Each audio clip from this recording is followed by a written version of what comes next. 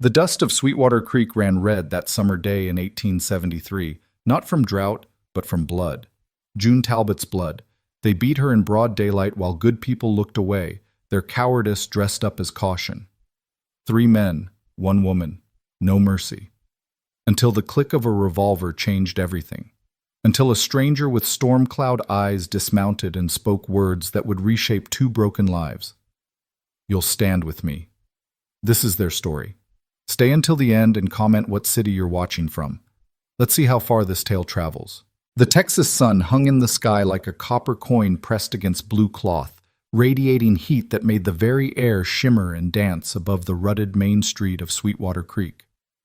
It was the kind of heat that turned men mean and women weary, the kind that baked the earth until it cracked like old leather and made even the shade feel like a blessing barely deserved. June Talbot had learned to endure that heat. She'd learned to endure many things in her 23 years: poverty, loss, the wandering hands of men who thought a woman alone was a woman available. But what she faced on that August afternoon would test the very limits of human endurance. She stood outside Harker's General Store, her threadbare dress clinging to her thin frame, a small bundle of purchased goods clutched in her arms: flour, sugar, a bit of salted pork, the meager supplies that would see her through another week of scraping by in the widow's shack at the edge of town. The coins she'd used to pay for those goods had been earned honestly, painfully, through taking in washing and mending from the few families charitable enough to offer work to a woman with no family, no protection, no standing in the rigid social order of frontier Texas. She'd just stepped off the wooden boardwalk when she heard his voice. "There she is, the thieving bitch!" June's blood turned to ice water despite the heat. She knew that voice. Blake Harker, son of the store's owner, a young man whose sense of entitlement exceeded his intelligence by a considerable margin. She turned slowly, carefully, her hands tightening on her bundle. Blake stood in the doorway of his father's store, his face flushed with more than just heat, his eyes bright with malicious purpose. Behind him stood 2 of his constant companions, Virgil Kane, a ranch hand with a reputation for cruelty, and Pete Sutter, whose weak chin and weaker character made him the perfect follower for any man mean enough to lead. "I don't know what you're talking about," June said quietly, her voice steady despite the fear beginning to coil in her stomach like a rattlesnake preparing to strike. "I paid for everything in this bundle. Your father took my money not 5 minutes ago." "Liar!" Blake descended the steps with theatrical fury, his boots hammering against the wood. "You took money from the register. I saw you. My father's old and his eyes are failing, but mine work just fine." It was a lie. June knew it. Blake knew it. And she suspected, with a sinking certainty, that this had nothing to do with theft and everything to do with the night 2 weeks prior when Blake had cornered her behind the saloon, his whiskey-soaked breath hot against her face as he tried to kiss her, to paw at her dress, to take what she had no intention of giving. She'd slapped him then, hard enough to leave a mark, hard enough to wound his pride in front of the 2 friends who'd been watching. This was revenge, simple, cruel, and wrapped in the respectable clothing of civic duty. "I took nothing," June said, lifting her chin even as her heart hammered against her ribs. "You're angry because I won't—" "Shut your lying mouth!" Blake closed the distance between them in 3 quick strides, and before June could react, he'd grabbed the bundle from her arms and hurled it into the street. Flour exploded in a white cloud. The precious pork landed in a puddle of standing water. Sugar scattered across the dust like dirty snow. June stared at her ruined supplies. A week's food, a week's hard-earned money, gone in an instant. Something inside her snapped. "You bastard!" she breathed, and then louder. "You cowardly, lying bastard!" Blake's hand cracked across her face with enough force to snap her head sideways. The blow sent her stumbling, and she might have fallen if she hadn't caught herself against a hitching post. Her cheek blazed with pain. The metallic taste of blood filled her mouth. "I'll teach you respect," Blake snarled, advancing on her. "I'll teach you what happens to women who think they're too good for a Harker." June tried to run. She made it perhaps 3 steps before Virgil Kane caught her arm, his fingers digging into her flesh hard enough to bruise. He yanked her backward, and she collided with Pete Sutter, who shoved her forward again, directly into Blake's fist. This blow caught her in the stomach, driving the air from her lungs in a painful whoosh. June doubled over, gasping, her vision sparking with black dots. Through the roaring in her ears, she heard laughter. Male laughter, cruel and delighted. "Not so high and mighty now, are you?" Blake's voice seemed to come from very far away. "Not so quick with that sharp tongue?" A boot caught her in the ribs, she couldn't tell whose, and June went down hard, her palms scraping against the rough dirt of the street. She tried to curl into herself, to protect her vital organs the way a wounded animal might, but there were too many of them, and they were too strong. Another kick, this one to her back. Pain exploded along her spine. June cried out, the sound torn from her throat before she could stop it, and that cry seemed to excite them further. "Should have been nicer to Blake," Virgil said, his voice thick with satisfaction as his boot connected with her shoulder.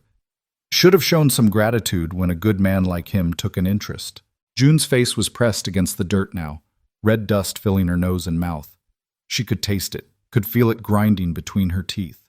Above her, the three men circled like wolves around a downed deer, taking turns delivering blows that felt like they were breaking her apart from the inside. Through the haze of pain, June became aware of something almost worse than the beating itself. Silence. The awful, condemning silence of the other people on the street. She could see them, could see their boots and the hems of their skirts as they stood on the boardwalks, watching. Mrs. Henderson from the dress shop. Tom Miller, who ran the stable. Even Deputy Rollins, whose job it was to protect people like her. No one moved, no one spoke, no one helped. This was the way of things in Sweetwater Creek. Blake Harker was the son of one of the town's most prosperous merchants. Virgil and Pete worked for the McGraw Ranch, which owned half the land in the county. They had standing, connections, power. June Talbot was nobody. A widow woman with no family, no money, no friends willing to risk themselves on her behalf. In the harsh arithmetic of frontier justice, she counted for nothing at all. "That's enough now, boys." This was a new voice, Sheriff Dugan, his tone weary rather than authoritative. "You've made your point. Let her be." "She's a thief," Blake panted, his face flushed with exertion. "She needs to learn." "She's learned," the sheriff said. "Any more and you'll have to answer for it. Even a woman like that don't deserve to be beat to death in the street." A woman like that. The words cut deeper than any boot or fist.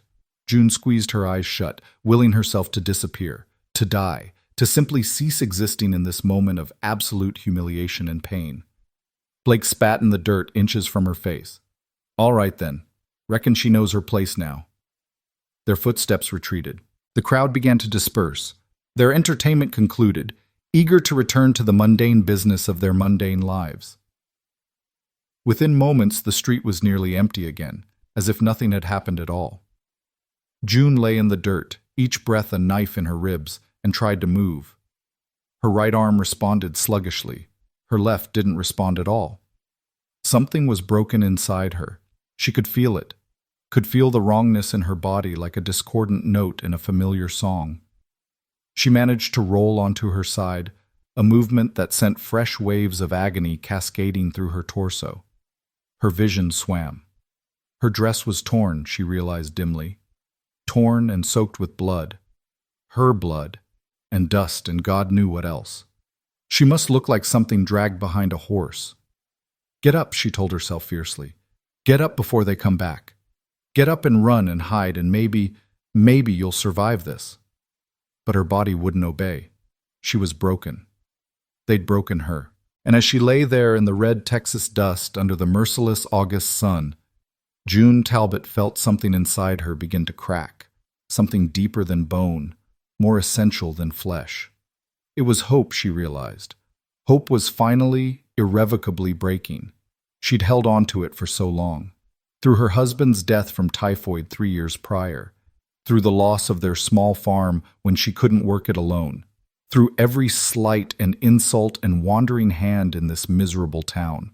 She told herself that if she just worked hard enough, kept her head down, minded her manners, things would get better. But things didn't get better. Not for women like her. Not in places like this. "Just close your eyes," she thought. Close your eyes and let go. It'll be easier that way. The sun was making her dizzy, or maybe that was blood loss, or maybe both. June's eyes began to drift shut, her consciousness starting to slip away from the pain, from the humiliation, from the awful knowing that nobody cared whether she lived or died. Then she heard it. A sound so ordinary, so out of place, that at first she thought she might be hallucinating. The steady, rhythmic clip-clop of a horse's hooves on hard-packed earth. The sound grew closer, stopped. She heard leather creaking, a saddle settling as its rider dismounted, boots on the ground moving toward her with purposeful strides. Jesus Christ, a man's voice breathed, and it was a voice June had never heard before, deep and rough and carrying an accent that suggested origins somewhere north and east of Texas. She forced her eyes open, squinting against the brutal sunlight. A shape moved into her limited field of vision, blocking out the sun, and for a moment all June could see was a silhouette. Broad shoulders, a wide-brimmed hat, the unmistakable outline of a gun belt slung low on narrow hips. Then he crouched down, bringing his face level with hers, and June found herself looking into the most extraordinary eyes she'd ever seen. They were gray, not the soft gray of morning mist, but the dark, turbulent gray of storm clouds rolling in before a twister. Eyes that had seen violence and delivered it, eyes that missed nothing, eyes that looked at her not with pity or disgust, but with something she couldn't quite name. Recognition, maybe. The recognition of one broken thing seeing another. Easy now, the man said softly. Don't try to move. Let me look at you first. His hands, large, calloused, surprisingly gentle, moved over her with practiced efficiency, checking for breaks, assessing damage. June wanted to tell him to stop, that she was fine, that he should just leave her alone before Blake and his friends decided to come back and start on him too, but she couldn't seem to make her voice work, so she just lay there, barely breathing, while this stranger's careful hands catalogued her injuries. Ribs broken, arm might be dislocated, lot of bruising, cuts.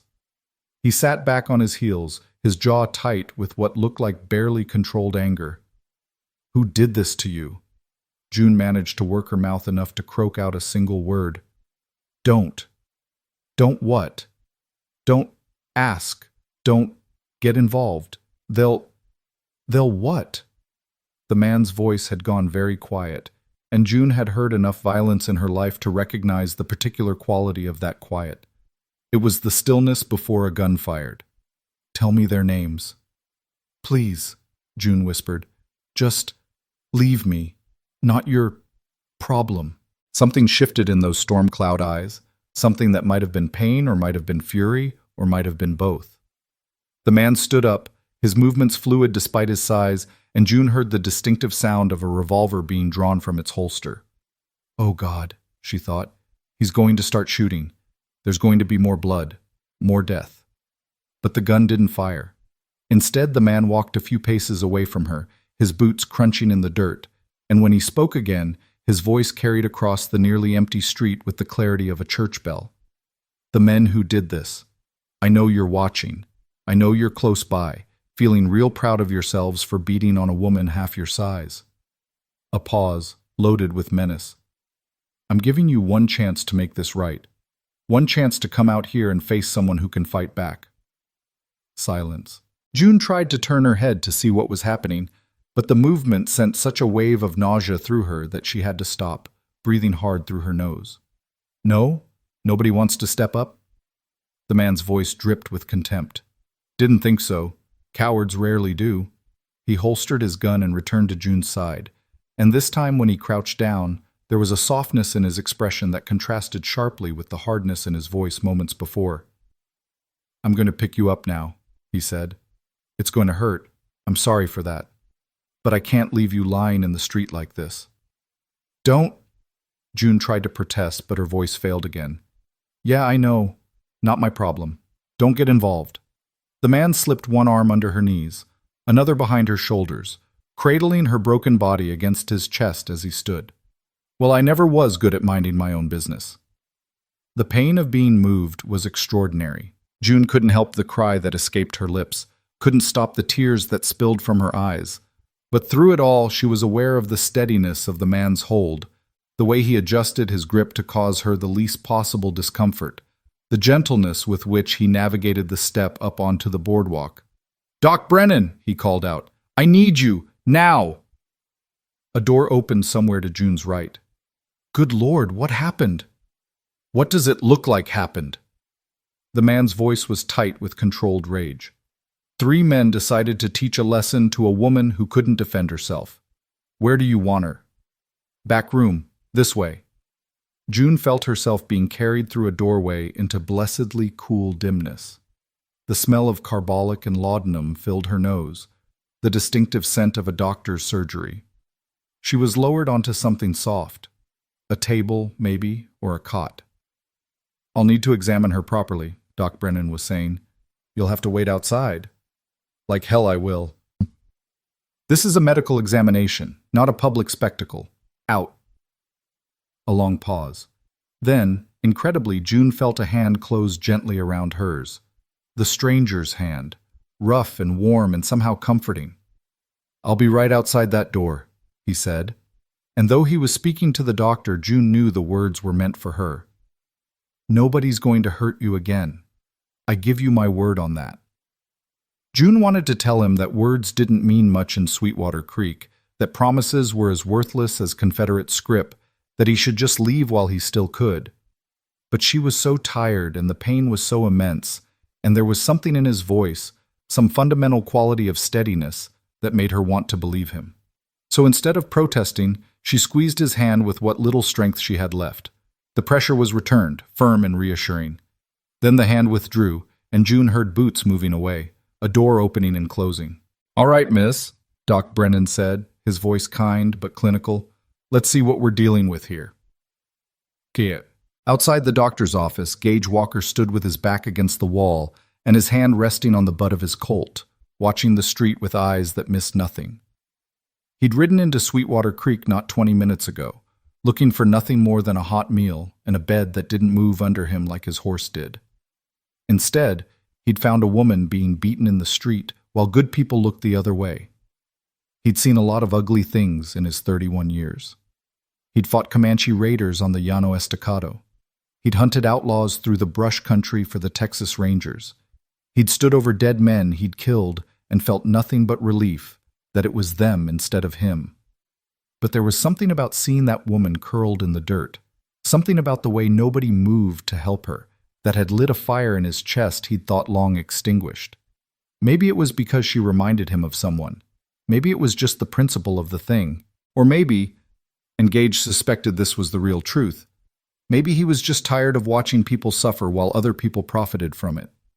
He'd been a Texas Ranger for 8 years before everything went to hell. He'd believed in the law then, believed in justice and order and the idea that good men could make a difference if they just tried hard enough. Then Calvin Briggs had taught him differently, had shown him in the most brutal way possible that sometimes the law wasn't enough, that sometimes evil won, that sometimes good men died while bad men prospered. Gage's hand tightened on his gun as the memory tried to surface. Emma's face, the children's voices, the smell of smoke and blood and burning wood. He forced it down, shoved it back into the locked box in his mind where he kept all the things he couldn't afford to think about and still function. The door opened behind him. Doc Brennan stepped out, wiping his hands on a rag that was stained with blood. "Well?" Gage asked. Gage. 3 broken ribs, 1 cracked. Dislocated left shoulder. I got it back in, but she'll need to keep it immobilized. Severe bruising over most of her torso and back. Cuts and abrasions. Possible concussion." The doctor's mouth was tight. "She's lucky they didn't kill her." "Luck had nothing to do with it," Gage said flatly. "They stopped because someone told them to. Sheriff, probably. Didn't want the inconvenience of an actual corpse." Doc Brennan sighed, suddenly looking every one of his 60-odd years. "You're not wrong. Blake Harker and his friends, they've been getting away with things for a while now. Smaller things than this, but, well, Blake's father is wealthy and the boys work for wealthy men. That counts for a lot around here." "It shouldn't." "No, but it does." The doctor met Gage's eyes. "You planning to do something stupid about this?" "Depends on your definition of stupid." "Mr. Walker. Gage Walker." "Mr. Walker, I appreciate what you did, getting her off the street, bringing her here. But if you're thinking about going after Blake and his friends, I'd advise against it. They've got protection. You don't. I don't need protection, Gage said softly. I need about 30 seconds in clear line of sight. That kind of thinking will get you hanged, or shot, probably both. Gage turned to look fully at the doctor, and something in his expression must have communicated itself clearly, because Brennan actually took a step back. I've been shot before, Gage said. Hasn't taken yet. And as for hanging, he shrugged. They'd have to catch me first. Before the doctor could respond, the door opened again, and a woman stuck her head out. Brennan's wife, Gage guessed from the proprietary way she looked at the doctor. She's asking for you, Mrs. Brennan said, looking at Gage. The girl. She wants to talk to you. Gage pushed off the wall and moved toward the door, but Doc Brennan caught his arm. Don't make promises you can't keep, the old man said quietly. That girl's been disappointed enough for one lifetime. Then I won't make promises, Gage replied. I'll just tell her the truth. He stepped into the back room, letting his eyes adjust to the dimmer light. The woman, the girl really, though God knew she'd probably aged 10 years in the last hour, lay on a cot against the far wall, her torso wrapped in bandages, her left arm in a sling, her face a mask of purple and yellow bruises. Someone had cleaned the blood and dirt away, but there was no hiding the damage. Yet when she looked at him, her eyes were clear. Hurt and wary, yes, but clear, unbroken in the ways that mattered most. You're still here, she said, her voice rough but steady. Told you I would be. Most men lie. I'm not most men. June studied him for a long moment, and Gage had the uncomfortable sensation of being weighed and measured, of this battered woman somehow seeing through all the walls he'd built around himself. Why did you help me? She finally asked. It was a fair question. Gage considered several answers, because it was the right thing to do, because nobody else would, because he couldn't just ride past, and discarded them all as insufficient. Once, he said slowly, I rode past someone who needed help. I was in a hurry, had somewhere to be, someone to chase. Figured somebody else would stop, somebody else would help. He paused, the memory tasting like ash. Nobody did, and by the time I came back through that way, it was too late. What happened to them? They died. Because I didn't stop. Gage met her eyes squarely. I don't ride past anymore. June absorbed this, her fingers plucking at the blanket covering her legs. The men who did this, Blake Harker, Virgil Kane, Pete Sutter, they'll do it again if they see me. Or worse, and the law won't stop them. Sheriff Dugan's been in the Harkers' pocket for years. Then the laws failed, Gage said simply. Wouldn't be the first time. So what do? Hide? Run? Both of those just put off the inevitable. Or you could come with me. The words surprised him almost as much as they clearly surprised her. Gage hadn't planned to say them, hadn't even consciously thought them, but as soon as they left his mouth, he knew they were right. Come with you where? June asked warily. I've got a ranch about 15 miles north of here. Small place, not much to look at, but it's mine, clear and free. House needs work. Could use someone to help with that. He shrugged. Could use the company if I'm being honest. Gets quiet out there alone. You don't know anything about me. Know you're brave. Know you're tough. Know you could have just laid down and died out there, but you kept fighting. Gage tilted his head. Know you didn't deserve what happened to you. That's enough for me. I don't need charity, June said, and there was steel in her voice despite its roughness. Good, because I'm not offering charity. I'm offering work. You'd earn your keep, cooking, cleaning, helping with the house, and maybe the stock if you're interested in learning. I'd pay you fair wages, give you your own room, expect you to pull your weight. Only difference between you and any other ranch hand is you'd be sleeping inside instead of in the bunkhouse. And that's all you'd expect? Work? Gage understood the real question, understood the fear behind it. He'd seen what men could do to women they had power over. Hell, he'd arrested more than a few of them back in his ranger days. That's all, he said firmly. I'm not... He stopped, searching for words. I'm not that kind of man. Won't claim to be a saint, but I don't force myself on women. Don't hurt people who can't fight back. Don't much like people who do. He held her gaze. You'd be safe. I swear it on whatever you want me to swear on. June was quiet for so long that Gage thought she might refuse. Then slowly she nodded. All right, she said softly. All right, Mr. Walker. I'll come with you. Gage, he corrected. Just Gage. June. June Talbot. Pleased to meet you properly, June. Gage touched the brim of his hat. Though I wish it was under better circumstances. Me too, June said, and something that might have been a smile ghosted across her battered face. Me too. 3 days later, just before dawn, Gage helped June into the wagon he'd procured from the town's livery. Doc Brennan had wanted her to rest longer, but June had been adamant. She wanted out of Sweetwater Creek as soon as physically possible, and Gage couldn't blame her. The town was stirring as they drove through, early risers beginning their morning routines, smoke starting to curl from chimneys. A few people stared as the wagon passed, but nobody spoke, nobody waved. These were the same people who'd watched June get beaten and done nothing. Gage would remember every face. They were almost clear of the town limits when 3 men stepped into the road ahead, forcing Gage to pull back on the reins. Blake Harker, Virgil Kane, Pete Sutter. Gage felt June go rigid beside him, felt her fear like a palpable thing. His right hand dropped casually to rest on his thigh, inches from his holstered Colt. Morning, boys, he said pleasantly. Something I can help you with? That's our property you got there, Blake said, gesturing toward June. She owes Mr. Harker money, stole from his store. Can't just let her ride off before she pays what's owed. Funny, Gage replied, his voice still light. Doc Brennan told me she paid for everything she took. Said your father confirmed it. So either the doc's lying, or you are. He paused. I'm inclined to believe the doc. You calling me a liar? Blake's hand moved toward his gun. No need to call you what you obviously are. Now step aside. Or what? Virgil had moved to flank them, his own hand on his weapon. You're going to take on all 3 of us? Bad odds, stranger. Gage smiled, but there was nothing friendly in it. Tell you what, we'll make it sporting. I'll give you the first move. You want to draw on me? Go ahead. See how that works out for you. For a long moment, nobody moved. The morning air was so still that Gage could hear Pete Sutter breathing, could see the sweat beading on Blake Harker's forehead despite the cool temperature. They were calculating, weighing their odds. 3 against 1. Except Gage had positioned himself in a way that gave him clear sightlines to all 3 men, and his hand was already near his gun, while theirs would have to travel farther.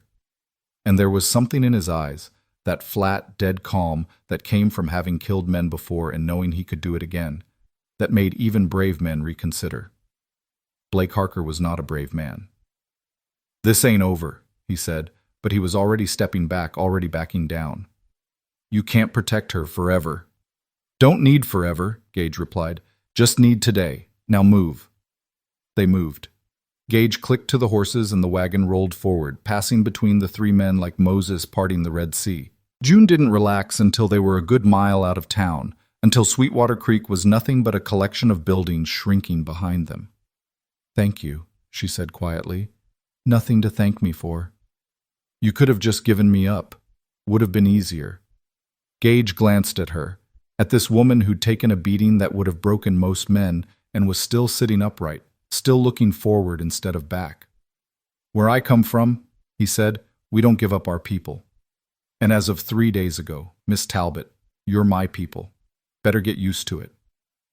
June didn't respond, but Gage saw her shoulders relax slightly, saw something in her eyes that might have been the first fragile stirring of hope. They rode on as the sun climbed higher, the wagon wheels turning, the horses steady, 2 broken people heading toward something that might, if they were lucky, if they were careful, if they were brave enough, be a second chance. Behind them, Sweetwater Creek faded into the distance. Ahead, the future waited, uncertain and dangerous and possible.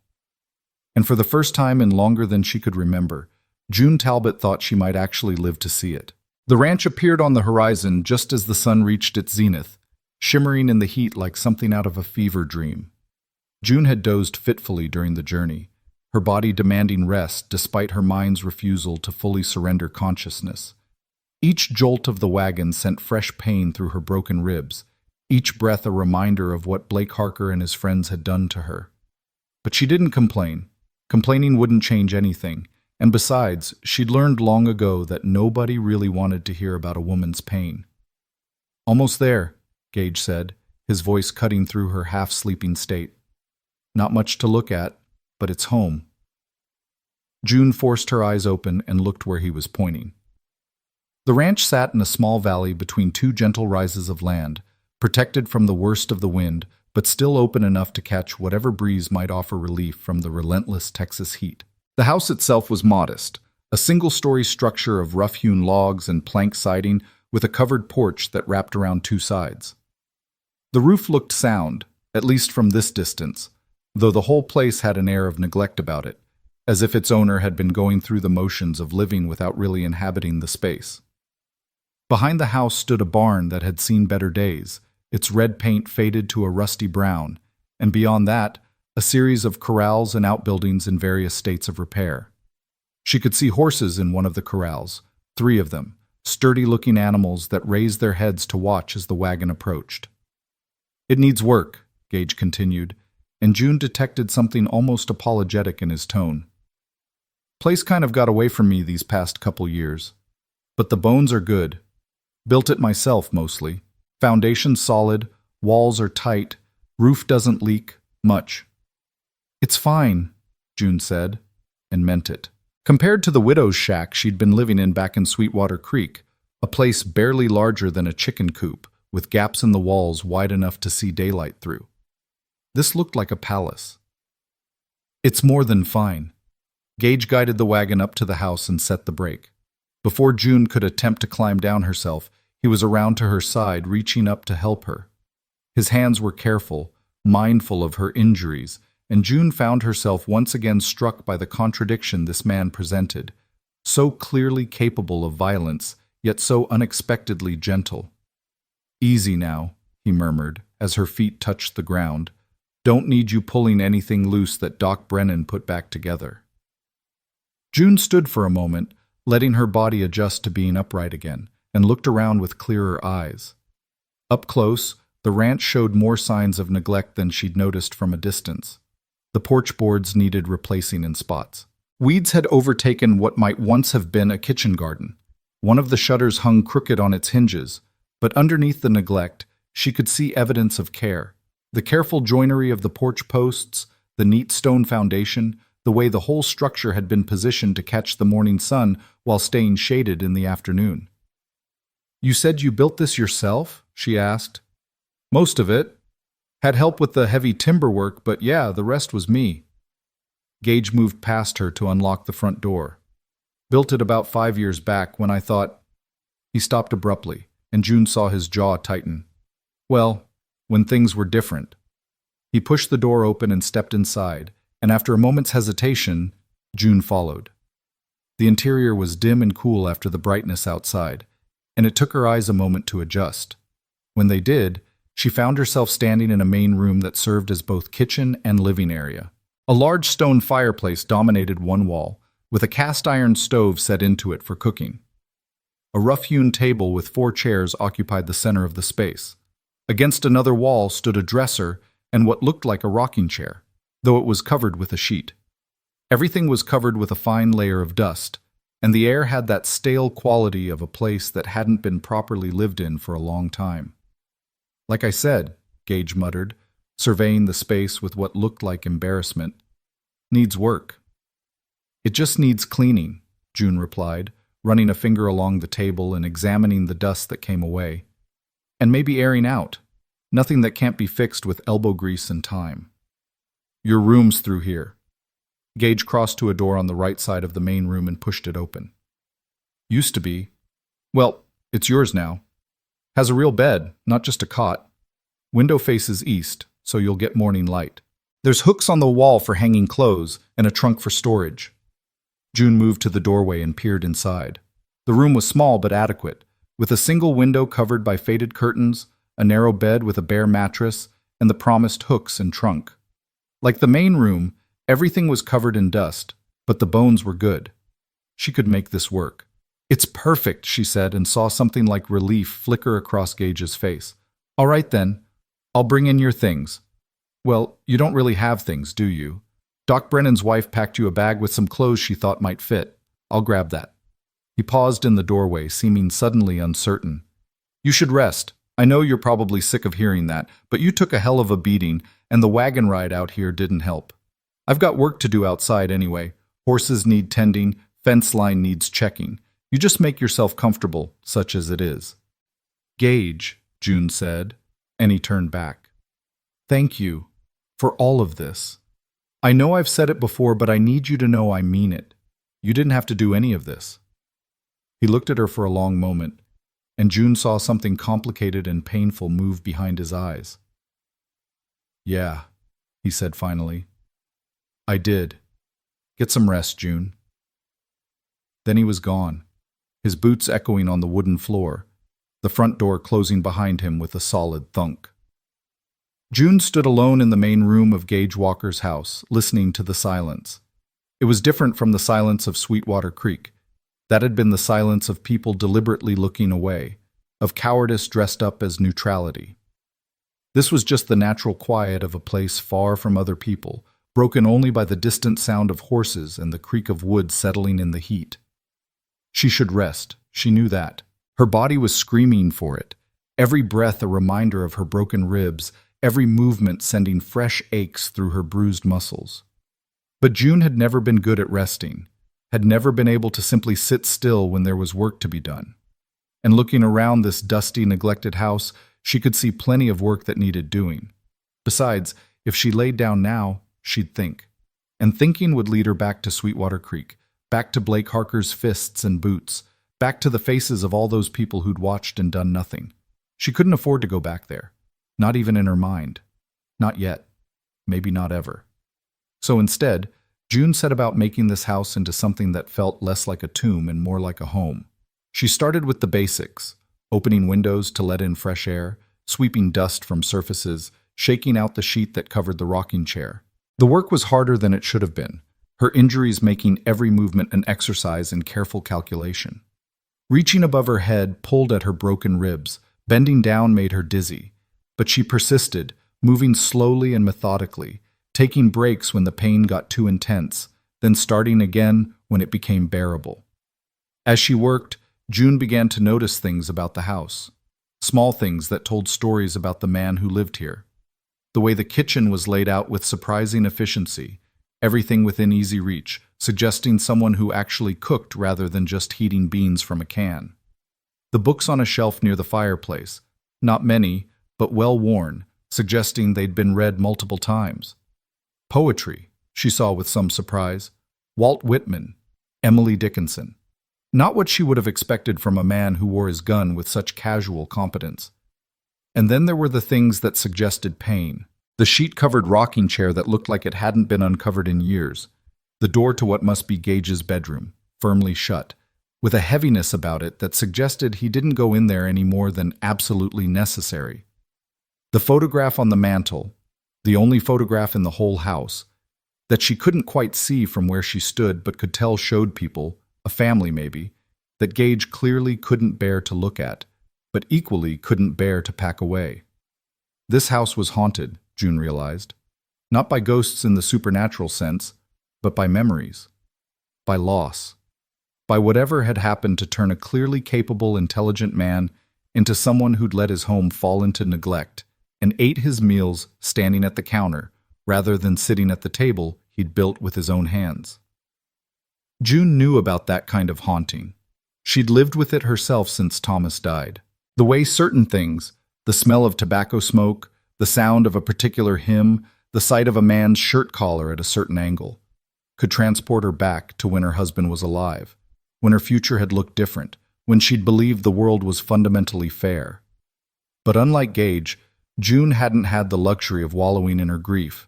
She'd had to survive, had to keep moving, had to push through the pain because stopping meant death, metaphorical if not literal. Maybe that's what Gage needed too, a reason to keep moving, to stop just going through the motions and start actually living again. She was contemplating this, standing in front of that sheet-covered rocking chair, when the front door opened and Gage came in carrying a bucket of water. "Jesus Christ, woman," he said, stopping short when he saw her. "I told you to rest, not clean the whole damn house." "I rested," June lied, "and I needed something to do. Couldn't just lie in bed staring at the ceiling." Gage set the bucket down with a thump. "You're white as a ghost and swaying on your feet. Sit down before you fall down." "I'm fine." "You're not fine. You're beat to hell and barely holding yourself together through sheer stubbornness." He crossed to her in 3 long strides and took her arm, gently, always gently, steering her toward one of the chairs at the table. "Sit. That's not a request." June sat, mostly because her legs had started trembling and she wasn't sure how much longer she could stay upright. The room tilted slightly, and she gripped the edge of the table until it steadied. "You're going to hurt yourself," Gage said, and now he sounded more worried than angry.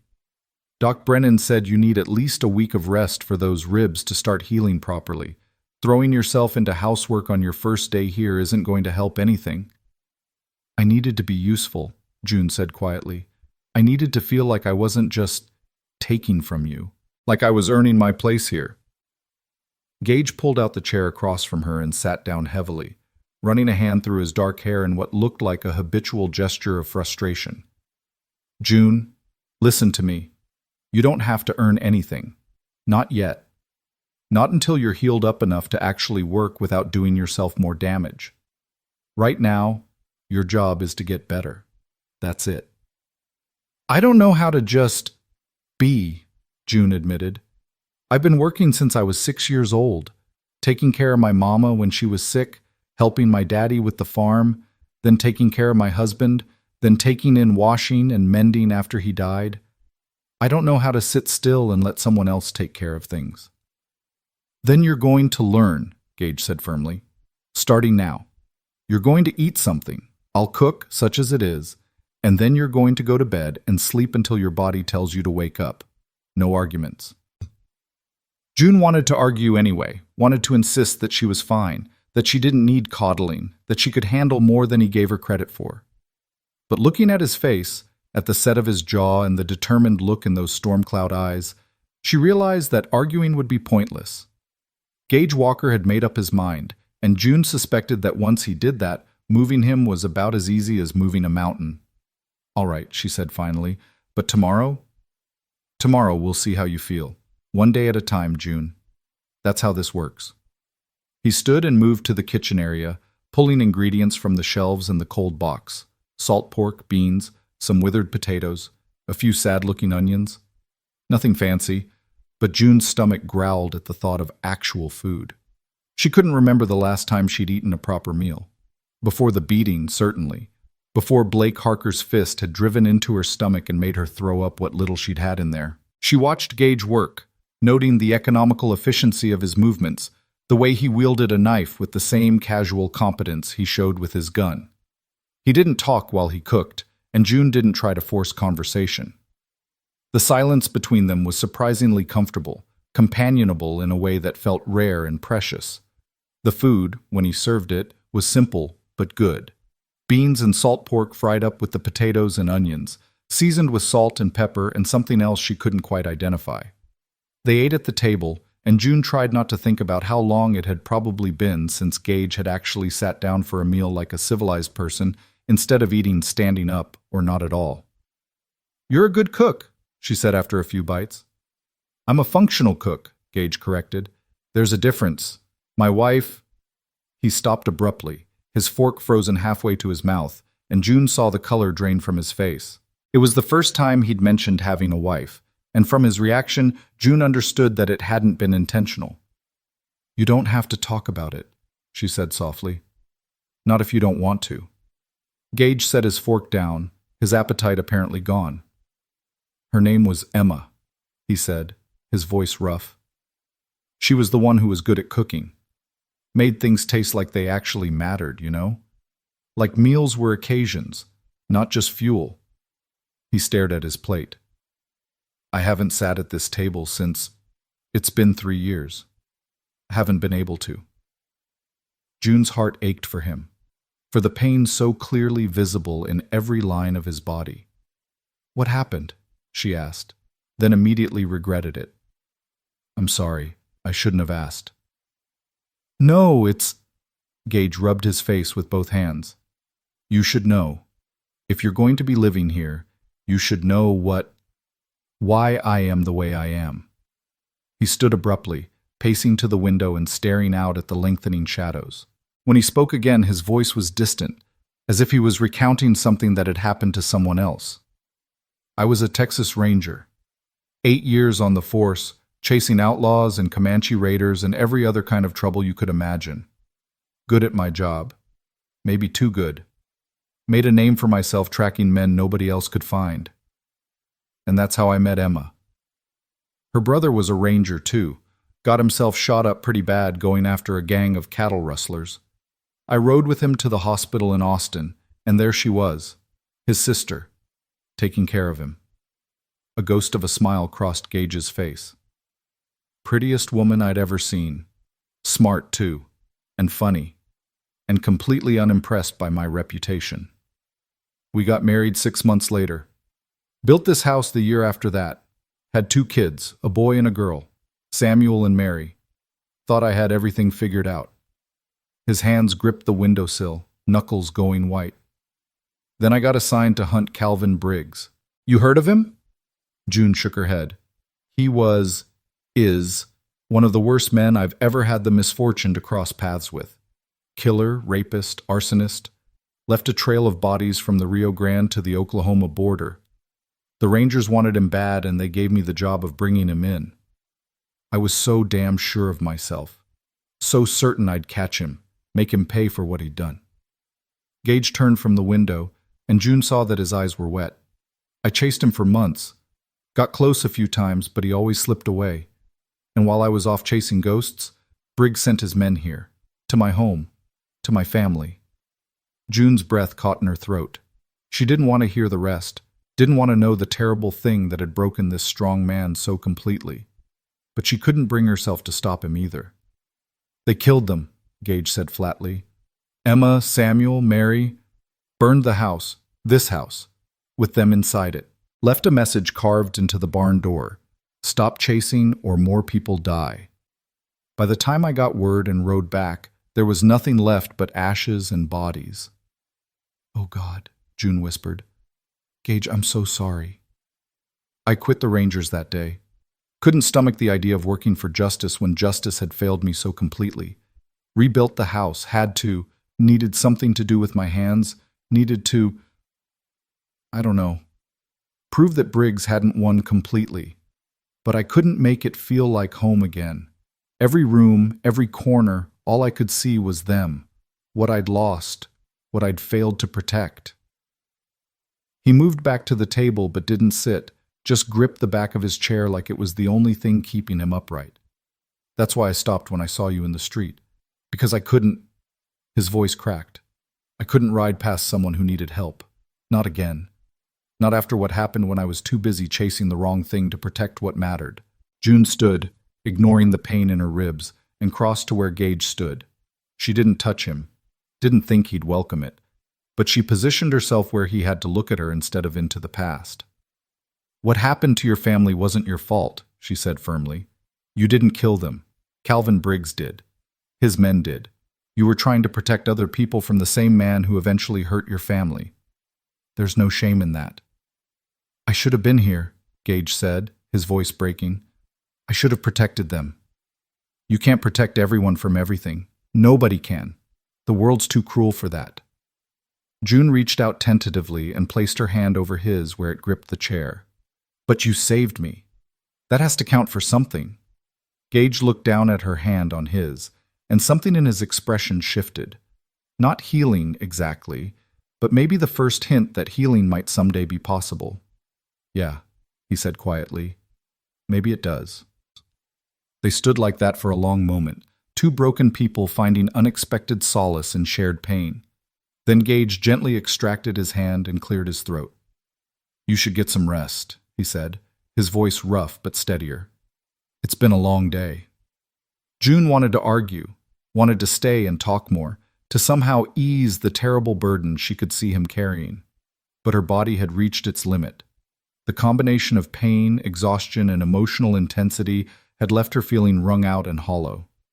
"All right," she agreed. "But Gage, thank you for telling me, for trusting me with that." He nodded, not quite meeting her eyes. "Good night, June." "Good night." June made her way to the small bedroom Gage had given her, each step an effort. The bed looked impossibly inviting, and she sank onto it with a groan of relief. Someone, Gage, she assumed, had made it up with clean sheets while she'd been cleaning the main room. The pillowcase smelled of soap and sunshine, and the mattress, while not fancy, was infinitely more comfortable than the thin pallet she'd been sleeping on in Sweetwater Creek. She lay back carefully, arranging her battered body into the least painful position possible, and stared at the ceiling. Through the thin walls, she could hear Gage moving around in the main room, the clink of dishes being washed, the creak of floorboards, the sound of the door opening and closing as he went out to check on the horses one final time before full dark. June had thought she was too keyed up to sleep, her mind too full of everything that had happened, the beating, the rescue, the journey here, the terrible story of Gage's loss. But her body had other ideas. Within minutes, she felt herself drifting, consciousness slipping away like water through cupped hands. Her last coherent thought before sleep claimed her was that for the first time in longer than she could remember, she felt safe. The days that followed developed their own rhythm. June would wake with the sun, her body slowly adjusting to the absence of constant fear. She'd find breakfast waiting for her. Gage was always up before dawn, had usually already done half a day's work by the time she emerged from her room. They'd eat together at the table, conversations gradually becoming easier, less weighted with the terrible knowledge of shared trauma. Then Gage would head out to work the ranch while June, moving carefully within the limits of her healing body, continued the project of making the house livable. She washed curtains and hung them to dry in the sun. She scrubbed floors until the wood gleamed. She organized the kitchen, throwing out things that had gone bad and making lists of supplies they'd need on Gage's next trip to town. Not Sweetwater Creek, he assured her, but a larger settlement called Red Rock, about 30 miles west. "I don't go to Sweetwater Creek if I can help it," he'd told her. "Town's rotten. Figured that out long before what happened to you." As she worked, June began to reclaim pieces of herself that she'd thought lost. The act of creating order from chaos, of making something better through her own efforts, reminded her that she was more than just a victim, more than just the woman who'd been beaten in the street while good people watched. But it wasn't just the work that was healing her. It was Gage himself. He was, June discovered, surprisingly easy to live with. He didn't talk much, but when he did, his words carried weight. He was tidy, without being fastidious, pulling his own weight in the household chores even though he'd hired her specifically to handle them. He was respectful of her space and her privacy, never entering her room without knocking, never pressing her to talk about things she wasn't ready to discuss. And he was patient with her limitations. When June pushed herself too hard one day, trying to wash all the bedding in one marathon session, and ended up pale and trembling on the front porch steps, Gage had simply finished the job himself, then brought her a glass of cool water and sat with her in companionable silence until her breathing steadied. "You don't have to prove anything," he'd said quietly. "Not to me, not to yourself. Healing takes time." "I'm not used to taking time," June had replied. "I'm used to just pushing through." "Yeah, I know that feeling." Gage had looked out at the horizon, his expression distant. "But there's a difference between being tough and being stubborn, and pushing yourself too hard when you're healing is just stubborn. Your body's trying to fix itself. Let it do its job." June had wanted to argue, but looking at him, at this man who was clearly speaking from hard-won experience, she'd found she couldn't. So she'd just nodded and sipped her water and tried to accept that maybe, just maybe, it was okay to not be okay for a while. A week passed, then two. June's bruises faded from purple to yellow to green, then gradually disappeared. Her ribs stopped screaming with every breath and settled into a dull ache that was bearable, then barely noticeable. Her shoulder regained its range of motion. The cuts healed, leaving thin pink lines that would eventually fade to silver. And as her body healed, June found herself settling into life at the ranch in ways she hadn't anticipated. She started cooking their meals, discovering that Gage had been understating his abilities. He was indeed functional, but June had a gift for making even simple ingredients sing. The first time she made biscuits from scratch, light and fluffy, and served with butter and honey, Gage had stared at them like she'd performed a miracle. "Emma used to make biscuits like these," he'd said quietly, and June had held her breath, waiting to see if the comparison would hurt him. But instead, he'd smiled, a real smile, small but genuine. "Thank you." She also discovered that she had a way with the horses. Gage kept 3 of them, his own mount, a rangy buckskin gelding named Dust, a sturdy bay mare called Rosie who did most of the heavy work around the ranch, and a younger paint horse named Patches who was still being trained. June had always liked horses, had helped her father with them on the farm when she was young, and she found herself drawn to the barn in the afternoons when the worst of the heat had passed. "You've got good hands," Gage observed one evening, watching her brush down Rosie with long, steady strokes. "Horses can tell when someone's afraid of them or trying to dominate them. You're doing neither, just being with them." "My daddy used to say that horses are honest," June replied, running the brush along Rosie's neck. "They don't lie about how they're feeling or what they need. If you're willing to listen, they'll tell you everything." "Smart man, your father." "He was." June paused in her brushing, memory washing over her. "Died when I was 15. Drought took our crops, took our livestock. Took him too, eventually. His heart just gave out from the stress of it all. Mama followed him within the year. That's when I married Thomas. Didn't love him, not really, but I needed someone to take care of me and he needed someone to take care of his house. It worked mostly until the typhoid took him." She'd never said it out loud before, the truth about her marriage, about the transactional nature of what everyone in town had thought was a love match. But somehow, here in the quiet of the barn, with only Gage and the horses to hear, it felt safe to be honest. "Did you love him?" Gage asked. Gage. "Eventually, I mean. Did it grow into something real?"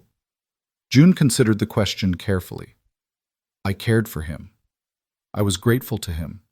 And I mourned him when he died, because he was a good man who deserved better than being sick and alone and afraid. But love?" She shook her head. "No, I don't think I ever loved him. I'm not sure I knew how." "You were young." "I was desperate," June corrected. "There's a difference." They fell into silence, but it was the comfortable kind that had become familiar between them. June returned to brushing Rosie, and Gage leaned against the stall door, watching in that still way he had, like he was cataloging every detail for future reference. "Can I ask you something?" June said after a while. "Sure." "Why haven't you hired anyone else to help with the ranch? It's a lot for one man to handle alone. The horses, the cattle, the maintenance. You could afford to bring on a hand or 2. Gage was quiet for so long that June thought he might not answer. Then he sighed. "After Emma and the kids died, I couldn't stand having other people around. Couldn't stand their sympathy, their careful words, the way they'd look at me like I might break at any moment. So I sent away the hands I had and decided to manage alone. Told myself it was about privacy, about not wanting strangers on my land. But really, it was about not having to see the pity in their eyes every day." "And now?" June prompted gently. "Now, I don't know. Having you here, it's different.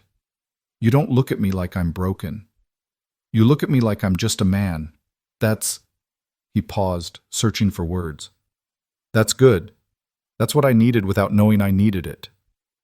June felt warmth spread through her chest, a feeling she hadn't experienced in so long she almost didn't recognize it. It wasn't attraction exactly, though she'd be lying if she said she hadn't noticed how Gage looked when he was working. The strength in his shoulders, the capable grace of his movements. But it was something deeper than that, something more fundamental. It was recognition. The sense of being truly seen by another person, not as a victim or a burden or a transaction, but as an equal. "You don't look at me like I'm broken either," she said softly. "Even though I am." "You're not broken," Gage said firmly. "You're healing. There's a difference." June set down the brush and turned to face him fully. "We're both healing then. Maybe that's why this works. were broken in ways that fit together. Gage held her gaze, and June saw something shift in his expression. A crack in the armor he wore, a glimpse of the man he'd been before tragedy reshaped him. "Yeah," he said quietly, "maybe that's exactly it." The moment stretched between them, charged with something June couldn't quite name. Then Rosie snorted and shook her head, breaking the spell, and they both laughed, a little awkwardly, a little relieved. "I should start dinner," June said, suddenly aware of how close they were standing, of the warmth radiating from Gage's body and the cool dimness of the barn. "I'll finish up here and be in shortly," Gage replied, stepping back to give her room to pass. June walked back to the house in the gathering dusk, her mind churning. Something was changing between them, something that went beyond simple gratitude or shared trauma. She wasn't sure what to call it yet, wasn't sure if she should encourage it or resist it. All she knew was that for the first time since Thomas died, maybe for the first time in her entire life, she felt like she was exactly where she was supposed to be. That night, June made stew from salt pork and vegetables from Gage's struggling garden, which she'd started trying to resurrect. They ate at the table that Gage was finally getting comfortable sitting at, talking about small things, the fence that needed mending, the neighbor's cattle that had wandered onto the property, June's plans for planting herbs in the kitchen garden. After dinner, as June washed dishes and Gage dried them, a routine they'd fallen into without discussion, he suddenly spoke. "I'm glad you're here, June. I know that's probably strange to say given how you ended up here, but I want you to know that you being here, it's making things better, making me better." June's hands stilled in the dishwater. "You're making me better too," she said honestly. "For the first time in longer than I can remember, I don't feel like I'm just surviving. I feel like I might actually be living." Gage set down the dish he'd been drying and turned to face her. "Then let's make a promise, you and me. We'll keep doing that. Keep living instead of just surviving. Keep moving forward instead of staying stuck in the past. Deal?" June dried her hands on her apron and extended one to him. "Deal." Gage took her hand, his grip warm and firm and solid, and June felt that crack in her own armor widen just a little bit more. They shook on it, this promise between two wounded people, and June thought that maybe, just maybe, they might actually be able to keep it. As she lay in bed that night, listening to the sounds of the ranch settling around her, June realized that the fear that had been her constant companion for so long had finally, quietly, begun to recede. She wasn't afraid anymore, not of the dark, not of the future, not of the vulnerability of letting someone matter to her. Blake Harker had tried to break her in that Sweetwater Creek street. But here, in this house built by a grieving man who'd given her a second chance, June was becoming something stronger than she'd ever been before. She was becoming herself, not someone's wife, not someone's victim, not someone defined by what had been done to her or what she'd lost. Just June. Just herself. And for the first time in her life, that felt like enough. Outside, a coyote called to the moon, its voice lonely and wild and free. June closed her eyes and let sleep take her, and her dreams, for once, were peaceful. The peace lasted exactly 3 weeks and 4 days. June knew because she'd been counting, not out of fear that it would end, but out of wonder that it had begun at all. 3 weeks and 4 days of waking without dread, of working without looking over her shoulder, of sitting on the porch with Gage in the evenings and watching the sun paint the sky in shades of orange and pink while they talked about everything and nothing. 3 weeks and 4 days of feeling almost normal, almost whole, almost safe. Then the riders came. It was late afternoon, and June was in the kitchen garden pulling weeds from around the tomato plants she'd coaxed back to life. The heat had broken slightly, autumn finally making its presence known in the cooling evenings and the subtle shift in the quality of light. She'd pushed her sleeves up past her elbows and tied her hair back with a strip of cloth, and she was humming, actually humming, as she worked. The sound of approaching hoofbeats cut through her contentment like a knife. June straightened slowly, her hand going instinctively to the small of her back where she'd taken to carrying the derringer Gage had given her 2 weeks prior. "Just in case," he'd said. "Probably won't need it, but I'd feel better knowing you had it." She'd protested that she didn't know how to shoot, and he'd spent the next 3 evenings teaching her, his hands guiding hers, his voice patient as he explained about sightlines and trigger pull and breathing steady. Now, as she watched three riders crest the ridge to the east and start down toward the ranch, June was grateful for those lessons. Her fingers closed around the Derringer's handle, drawing comfort from its solid weight. The riders were still too far away to make out clearly, but something about the way they moved, the deliberate quality of their approach, the way they spread out as they got closer, made the hair on the back of June's neck stand up. These weren't neighbors stopping by for a friendly visit. These were men with purpose, and June had learned the hard way that when men rode with purpose, women like her usually suffered for it. She backed toward the house, keeping her eyes on the approaching riders, and called out, "Gage!" He emerged from the barn almost immediately, his own hand already on his gun, his eyes scanning the horizon until they found what she'd seen. June watched his entire body go rigid, watched his face transform from relaxed to something hard and dangerous in the space of a heartbeat. "Get in the house," he said, his voice flat and cold in a way she'd never heard before. "Lock the doors. Don't come out unless I tell you to."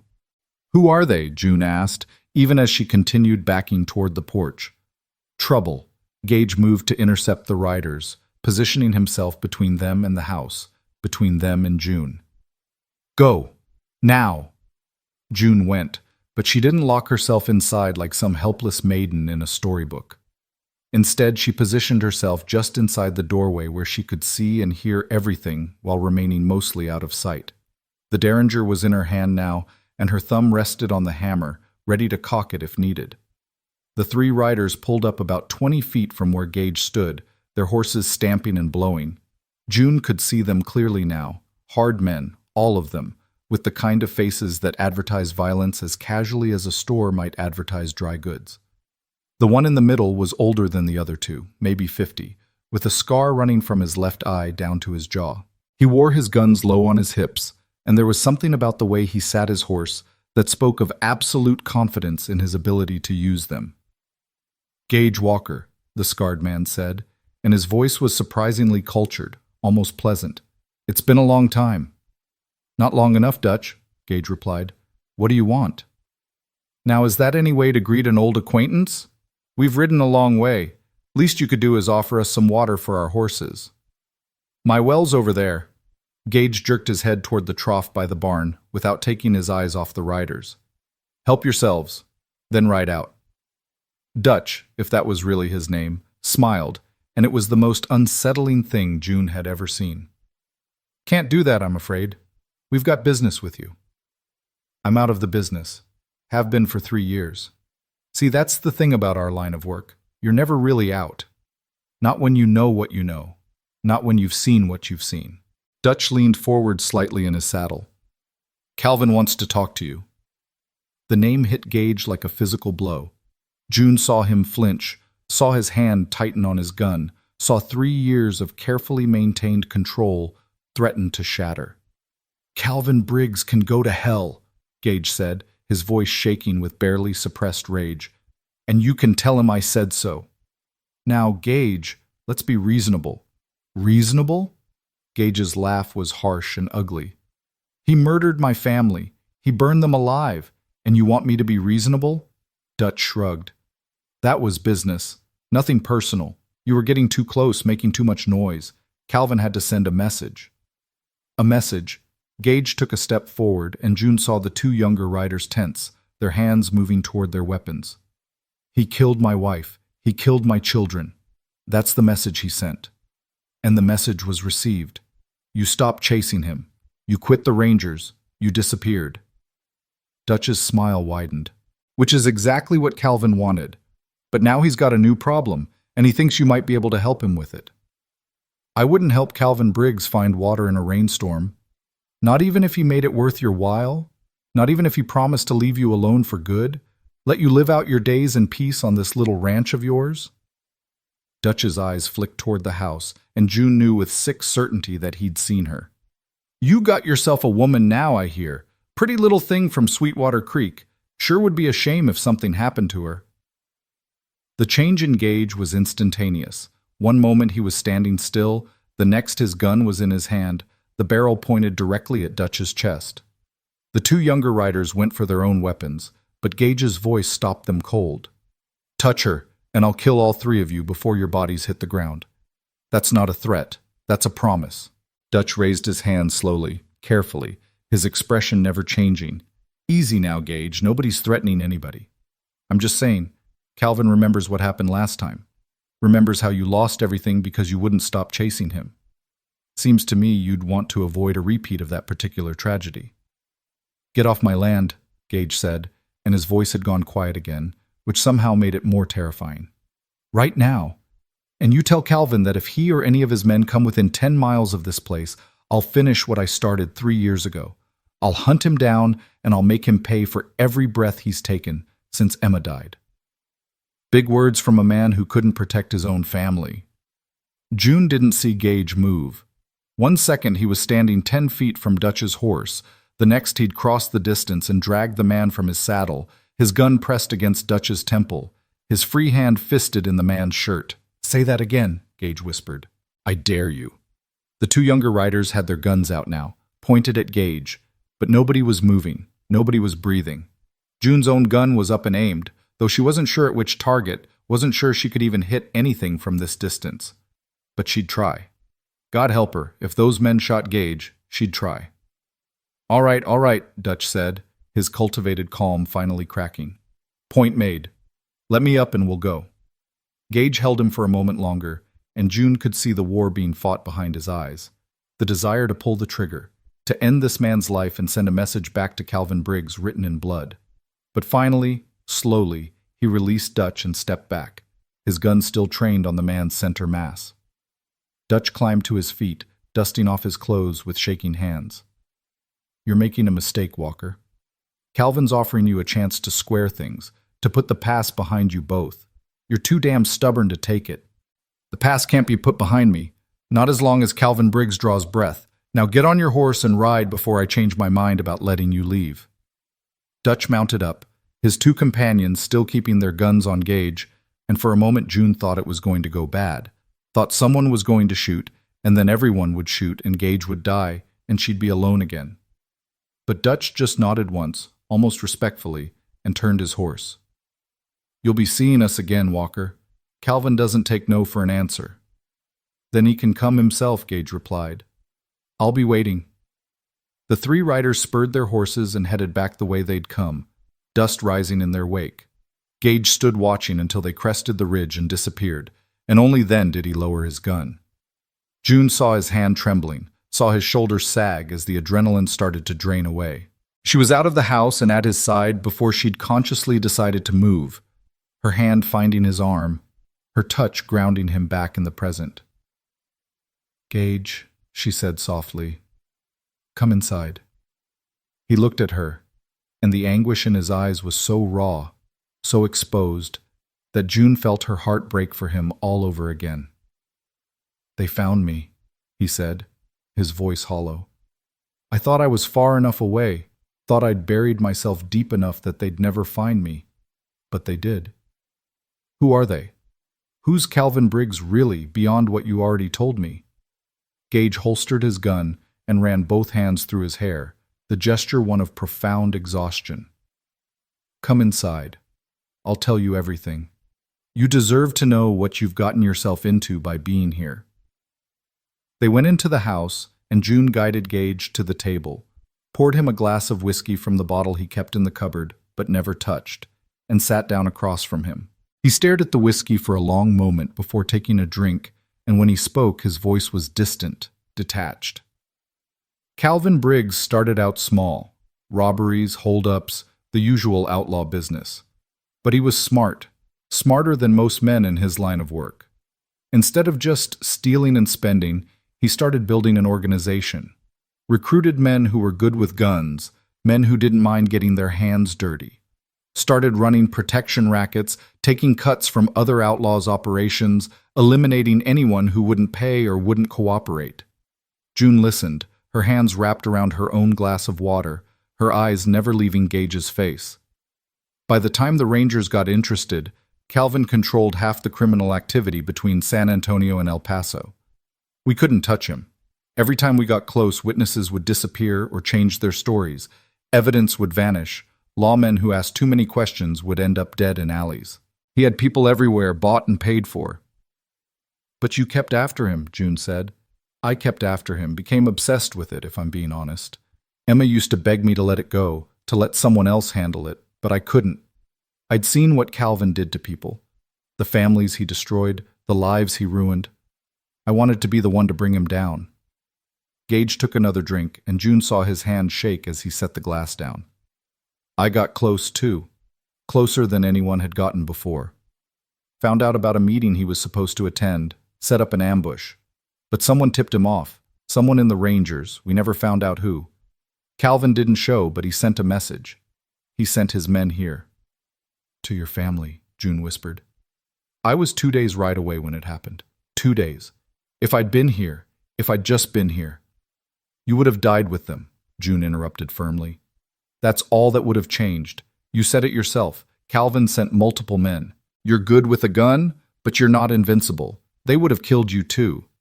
Maybe that would have been better. Don't say that. June reached across the table and grabbed his hand, squeezing hard. Don't you dare say that. Emma wouldn't have wanted you to die with her. Your children wouldn't have wanted that. They'd want you to live, to remember them, to what? Gage's voice cracked. To avenge them? Because I couldn't even do that. I quit the Rangers and I came back here and I rebuilt this house, and I've spent 3 years doing nothing but existing.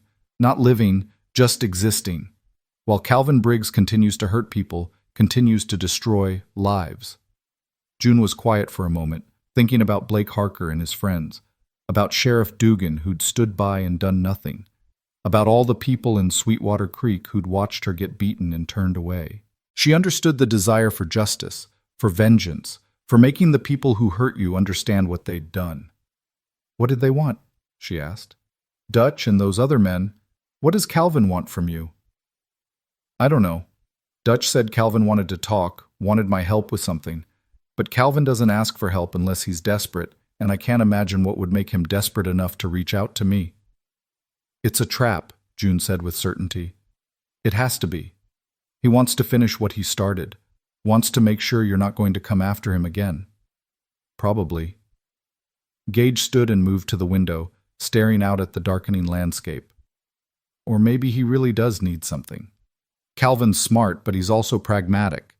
If he thinks I can help him with something, if he thinks I'm more useful alive than dead, he'll use that. Might even be telling the truth about leaving me alone afterward, in his own twisted way. You're not seriously considering helping him, June said, appalled. Not after what he did. No, God, no, but I need to know what he wants, need to understand what's happening. Because one thing I learned from chasing Calvin, he doesn't make moves without a reason. If he sent men here, if he's willing to risk contact with me, something big is happening. June stood and crossed to where Gage stood, positioning herself so she could see his face. What are you going to do? I don't know yet, but I know one thing. I won't let what happened to Emma and the kids happen to you. I won't lose someone else because I wasn't careful enough, wasn't smart enough, wasn't prepared enough. Gage, no, listen to me. He turned to face her fully, his hands coming up to grip her shoulders gently but firmly. You need to leave, tomorrow. I'll give you money, enough to start over somewhere far from here, somewhere Calvin and his men will never find you. You can go to California, Oregon, hell, even back east if you want, but you can't stay here, it's not safe. I'm not leaving, June said flatly. June, I'm not leaving, she repeated, more forcefully this time. I've run before, Gage. I've hidden and hoped and prayed that if I just kept my head down, everything would be fine. And you know what? It doesn't work. Bad men find you anyway. Bad things happen anyway. The only difference is you're alone when they do. I'm trying to protect you. I know, and I'm grateful. But I'm not some fragile thing that needs to be locked away in a tower. I'm a grown woman who survived things you can't imagine, and I'm telling you right now, I'm staying. We face this together or not at all. Gage stared at her, and June watched emotions chase each other across his face. Frustration, fear, resignation, and something else, something that made her breath catch in her throat. You're the most stubborn woman I've ever met. We prepare. We make sure that if Calvin's men come back, And they will come back. We're ready for them. What do you need me to do? Can you shoot anything besides that derringer? I can learn. Then tomorrow we start training. Really training, not just the basics. I'll teach you to use a rifle, how to reload under pressure, where to position yourself for the best defensive advantage. And we fortify the house. Barricades for the windows, extra ammunition stored in multiple locations, an escape route if things go bad. June nodded, feeling the weight of what they were discussing settle over her like a heavy coat. This was real. This was dangerous. People might die, probably would die before this was over. But she'd meant what she said. She wasn't running. Not from this, not from Gage, not from whatever storm was coming. She'd spent her whole life being buffeted by forces beyond her control, being acted upon rather than acting. If Calvin Briggs's men came back, if violence found its way to this ranch again, at least this time she'd be ready. At least this time she wouldn't go down without a fight. That night, June lay in her bed staring at the ceiling, listening to the sounds of the house settling around her. She could hear Gage moving around in the main room, the creak of floorboards, the scrape of furniture being moved. He was already starting the preparations, already thinking through scenarios and angles and defensive positions. June should have been terrified. A month ago, the thought of armed men coming to kill her would have sent her into a panic. But lying there in the darkness, all she felt was a strange, cold clarity. She'd been beaten. She'd been broken. She'd been left for dead in the street while good people watched. She'd survived all of that. She'd survived and she'd found her way here, to this house, to this man who'd pulled her from the dust and given her a reason to keep fighting. Whatever came next, whatever darkness Calvin Briggs brought with him, June would face it standing up. She'd face it with Gage beside her, with a gun in her hand and fire in her blood. She'd face it the way Emma Walker probably would have faced it, protecting what was hers, defending the home she'd built, refusing to yield to the violence of evil men. June closed her eyes and let sleep take her, and if her dreams were troubled by visions of fire and blood and men on horseback, well, that was just preparation for what was to come. The next morning dawned cold and clear, with frost on the ground and their breath visible in the early morning air. June found Gage already outside, setting up targets at various distances from the house. He'd pulled out a rifle she hadn't seen before, a Winchester repeater, well-maintained and clearly familiar to his hands. "You ready?" he asked as she approached, the derringer tucked into her waistband and a shawl wrapped around her shoulders against the chill. "Ready," June confirmed. For the next several hours, Gage put her through her paces. He showed her how to hold the rifle, how to sight down the barrel, how to compensate for distance and wind. He taught her to load and reload, to clear jams, to make every shot count because in a real fight, you didn't get second chances. June's shoulders ached from the rifle's kick. Her hands cramped from gripping the stock. Her ears rang from the gunshots. But she kept at it, kept practicing, kept improving until she could hit a man-sized target at 50 yards more often than not. "Good," Gage said as she hit the target 3 times in a row. "That's good. You're a natural at this." "My father taught me to shoot squirrels when I was young," June said, lowering the rifle. "Said a woman should know how to feed herself if she needed to. Never thought I'd be using those lessons to shoot at people. Let's hope you don't have to. But if Calvin's men come back, if things go bad, I need to know you can defend yourself." Gage took the rifle from her and ejected the remaining rounds. "There's something else we need to talk about." June waited, sensing from his tone that whatever was coming wouldn't be pleasant. "If things get really bad, if it looks like they're going to overrun us, I need you to run. There's a trail that leads north from the back of the property, through the hills. Follow it about 5 miles and you'll hit the main road to Red Rock. From there you can get to the marshal, get help." "I'm not running while you stay behind to die," June said firmly. "I'm not planning on dying. But if it comes to that, I need to know you'll be safe." "That's non-negotiable, June."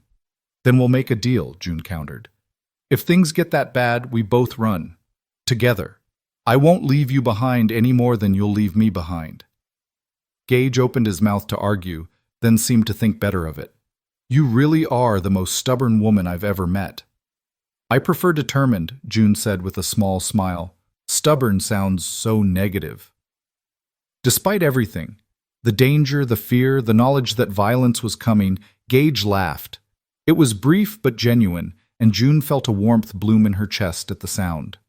They spent the rest of the day fortifying the house.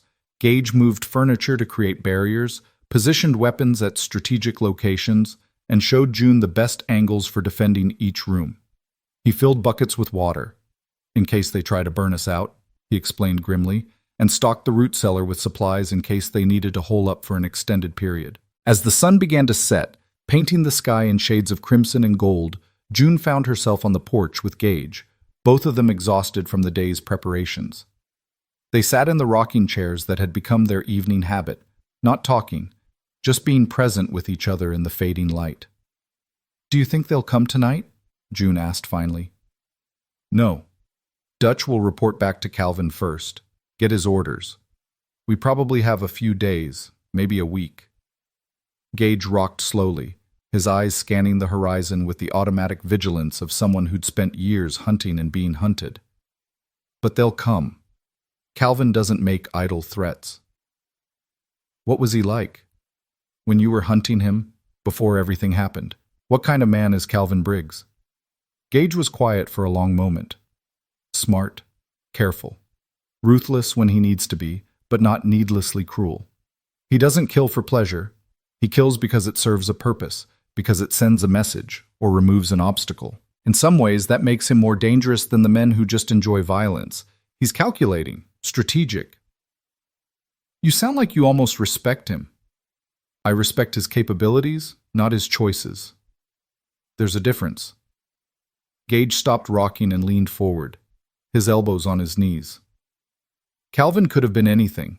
He's smart enough to have been a businessman, a politician, maybe even a lawman. But he chose this life, chose to hurt people for profit.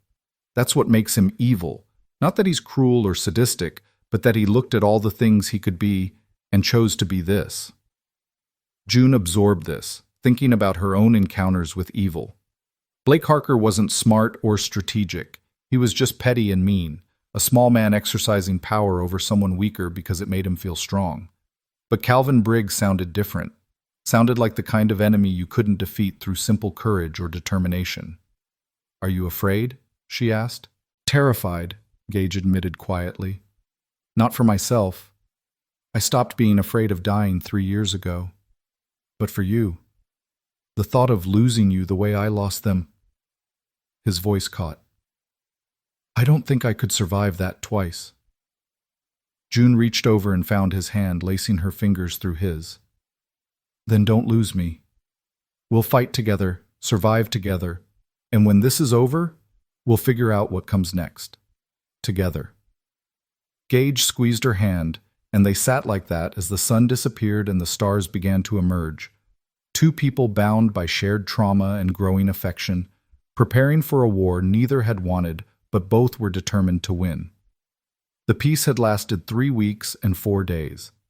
Now, as night fell over the ranch and somewhere out in the darkness Calvin Briggs's men planned their next move, June and Gage prepared for whatever came next. They'd been broken before, both of them, shattered by violence and loss. But broken things, June had learned, could be made stronger in the mending, and she and Gage, wounded and scarred and still healing, were about to discover just how strong they'd become. The war was coming, but this time, June wouldn't be beaten in the street while people looked away.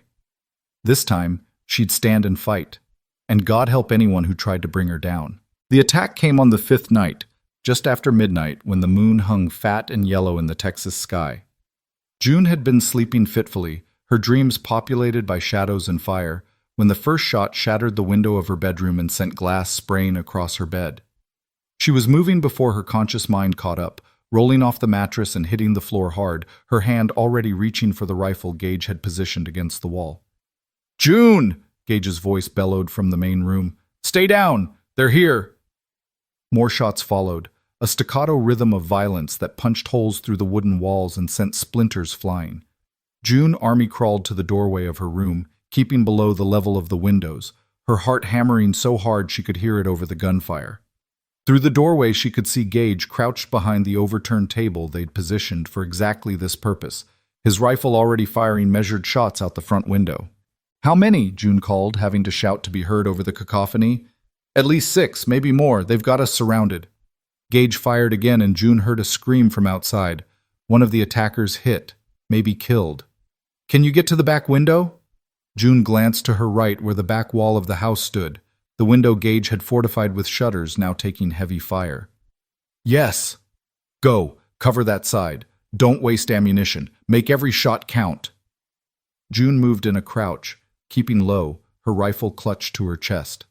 A bullet whined past her head so close she felt the air displacement, and she forced herself not to think about how close she'd just come to dying. There'd be time for fear later. Right now, she needed to fight. She reached the back window and carefully peered through a gap in the shutters. In the moonlight, she could see 3 men advancing on the house, using the barn and outbuildings as cover, firing as they moved. One of them was reloading, his attention focused on his weapon rather than the house.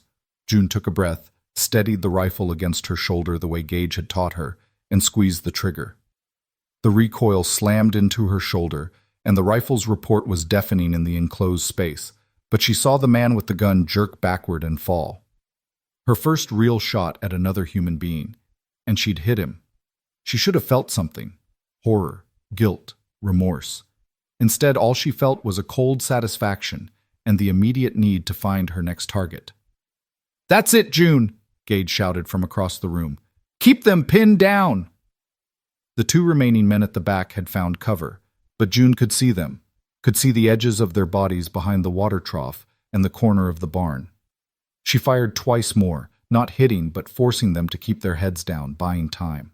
From the front of this house, Gage's rifle cracked repeatedly, each shot deliberate and controlled.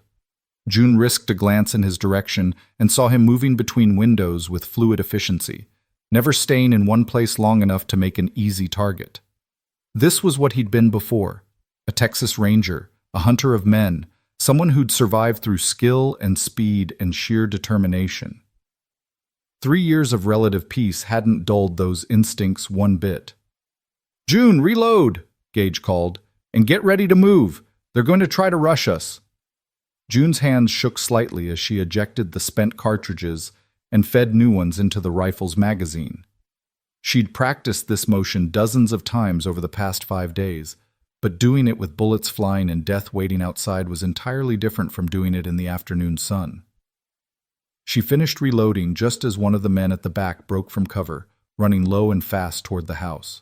June tracked him with her rifle, led him slightly the way Gage had taught her, and fired. The man stumbled but kept coming, and June fired again. This time he went down hard and stayed down. "Good shot!" Gage's voice held approval despite the circumstances. "But we've got a problem. They're trying to flank us on the east side. I need you to—" His words were cut off by a new sound, the sharp crack of breaking wood from the direction of the root cellar. June's blood turned to ice. They'd talked about this possibility, about attackers trying to get into the house through the cellar entrance rather than coming through the doors or windows. "Gage, the cellar!" "I hear it. Stay where you are. Cover the back." Gage was already moving, grabbing the shotgun he'd positioned specifically for close quarters fighting, heading toward the narrow door that led down to the root cellar. June turned back to her window, her rifle up and ready, trying to watch both her assigned position and Gage simultaneously. The man at the back who'd been pinned behind the water trough was moving again, using his dead companion's body as cover, advancing on the house. June fired and missed, the bullet kicking up dirt 2 feet to his left. She fired again and saw him flinch, saw blood bloom on his arm, but he kept coming. From below the house, June heard the boom of Gage's shotgun, then a scream, then the shotgun again. Whoever had been trying to come up through the cellar wouldn't be trying anything again. But now the man outside was at the back wall of the house, directly below June's window where she couldn't get an angle on him. She heard him moving, heard the sound of something heavy being dragged, a ladder maybe, or a barrel to stand on. He was going to try to come through the window. June backed away from the shutters, her rifle aimed at chest height, waiting. Her hands were steady now, her mind crystal clear in a way it hadn't been since before the beating in Sweetwater Creek. She wasn't afraid. She was ready. The shutters exploded inward, blown apart by a shotgun blast from outside, and the man came through the opening head first, his gun raised. June fired without hesitation, the rifle bucking in her hands. The man's head snapped back and he fell backward out the window, dead before he hit the ground. June! Gage was back in the main room, his shotgun discarded in favor of his rifle again. You all right? I'm fine. One came through the window. He's dead. Good. We're down to 3, maybe 4 of them left, but they're going to try something desperate now. Stay alert. For several minutes, an eerie quiet descended over the ranch. The shooting had stopped, leaving only the sound of their own breathing and the occasional creak of the house settling. June kept her rifle trained on the back, watching for movement, while Gage covered the front. What are they doing? June asked quietly. Regrouping, deciding whether to cut their losses and run, or... Gage stopped suddenly, his entire body going rigid. Oh, hell! June, get away from the walls, now! June moved on instinct, not questioning, scrambling toward the center of the room where Gage was already positioning himself. A second later, she understood why. Smoke began seeping through the gaps in the walls, acrid and thick, followed by the first orange flickers of flame. They're burning us out, Gage said grimly. Must have doused the walls with lamp oil and set it. We've got maybe 5 minutes before this whole place goes up. June's mind flashed to Emma Walker, to the story Gage had told her about his first family burning alive in this very house. History was trying to repeat itself, and she could see the realization hitting Gage like a physical blow. No, he breathed. Not again. Not you. We're not dying here, June said fiercely, grabbing his arm. You hear me, Gage? We're not dying. What's the plan? The touch and the words seemed to snap Gage back to himself. His jaw tightened and his eyes cleared, the momentary paralysis falling away. The front door. We go out shooting. Make for the barn. Horses are saddled. I did it earlier just in case. We mount up and ride hard for the North Trail. They'll be waiting for us. They'll shoot us the moment we step outside. Probably. But we die fighting or we die burning, and I know which one I prefer. Gage moved to the door, pressed his back against the wall beside it. You ready? June took a position on the other side of the door, her rifle held ready, and looked across at this man who'd saved her life, who'd given her a home, who'd become something she hadn't dared to name even in her own mind. I'm with you, whatever happens. Whatever happens, Gage echoed. On 3. 1, 2, 3. He kicked the door open and they burst through together, rifles blazing. June saw muzzle flashes from behind the water trough, from the corner of the barn, from somewhere near the chicken coop. She fired at the flashes, not aiming carefully now, just trying to put enough lead in the air to make the attackers duck and give them a chance to reach cover. Something tugged at her skirt, a bullet passing through the fabric, and another whined past her ear. Beside her, Gage grunted in pain and stumbled, and June saw blood on his left arm, but he kept moving, kept firing, shepherding her toward the barn with his body positioned between her and the heaviest fire. They made it to the barn doorway and ducked inside, both breathing hard, and June got her first good look at Gage's wound. The bullet had carved a furrow along his upper arm, deep enough to bleed freely but not life-threatening. I'm fine, he said before she could ask. Just a graze. Get on Rosie, she's the steadiest under fire. I'll take Dust. June moved to the mare's stall, her hands shaking now that they had a moment's reprieve. Rosie nickered nervously, smelling the smoke and blood, but she stood steady as June mounted. Across the barn, Gage was already on Dust, his rifle in one hand, his injured arm clamped against his side. When we go out, ride low and fast. Don't stop for anything. I'll be right behind you. Gage met her eyes. If something happens to me, nothing's going to happen to you. June. Nothing is going to happen to you, June repeated fiercely. We're both getting out of this. We're both surviving. That's not negotiable. Despite everything, Gage smiled. Yes, ma'am. More shots peppered the barn, and June heard men shouting outside, organizing, preparing for another assault. The house behind them was fully engulfed now, flames shooting up into the night sky, smoke billowing in black clouds. Everything Gage had built, destroyed again. But this time was different. This time the people inside weren't trapped and helpless. This time they were armed and angry and absolutely refusing to die. Now! Gage shouted, spurring Dust forward. They burst from the barn at a gallop, June leaning low over Rosie's neck, the mare's powerful muscles surging beneath her. Gunfire erupted from multiple directions, but they were moving too fast to make easy targets, and the shooters were backlit by the burning house, making them easier to see. Gage's rifle cracked twice, and June saw a man spin and fall. She fired one-handed, the rifle awkward from horseback, but she didn't care about accuracy now. She just wanted to make the attackers think twice about standing up to shoot. They cleared the main yard and hit the trail heading north, the path Gage had shown her during their preparations. Behind them, the shooting was fading, but June didn't slow down. She kept Rosie at a full gallop, trusting the mare to navigate the moonlit trail, trusting Gage to follow. They'd ridden maybe a quarter-mile when June heard hoofbeats behind them. Not Gage's horse, but multiple riders giving chase.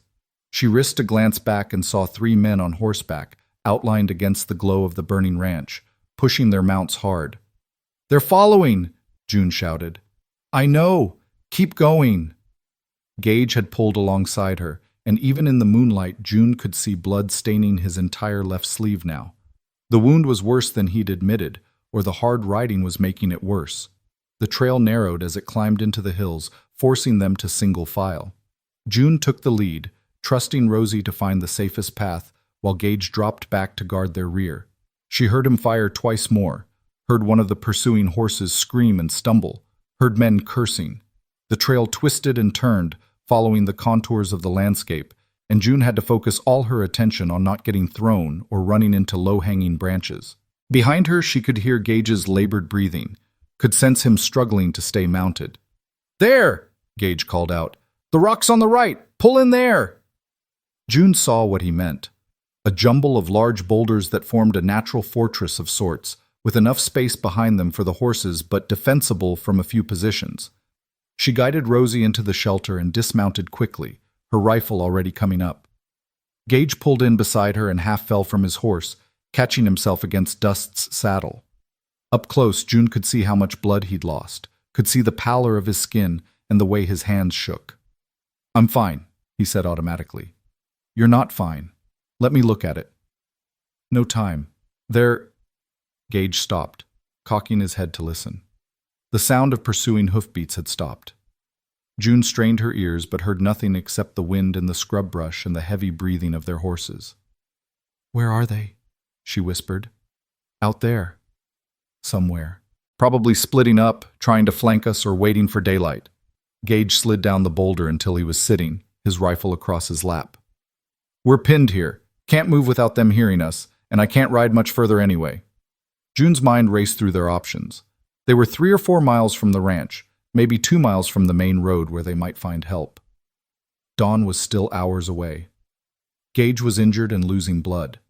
They had limited ammunition. June checked her pockets and found she had maybe 20 rounds left for the rifle. Gage probably had more, but not much. "All right," June said, making a decision. "You stay here. I'll go for help. Red Rock is—" "No." Gage's voice was firm despite his obvious pain.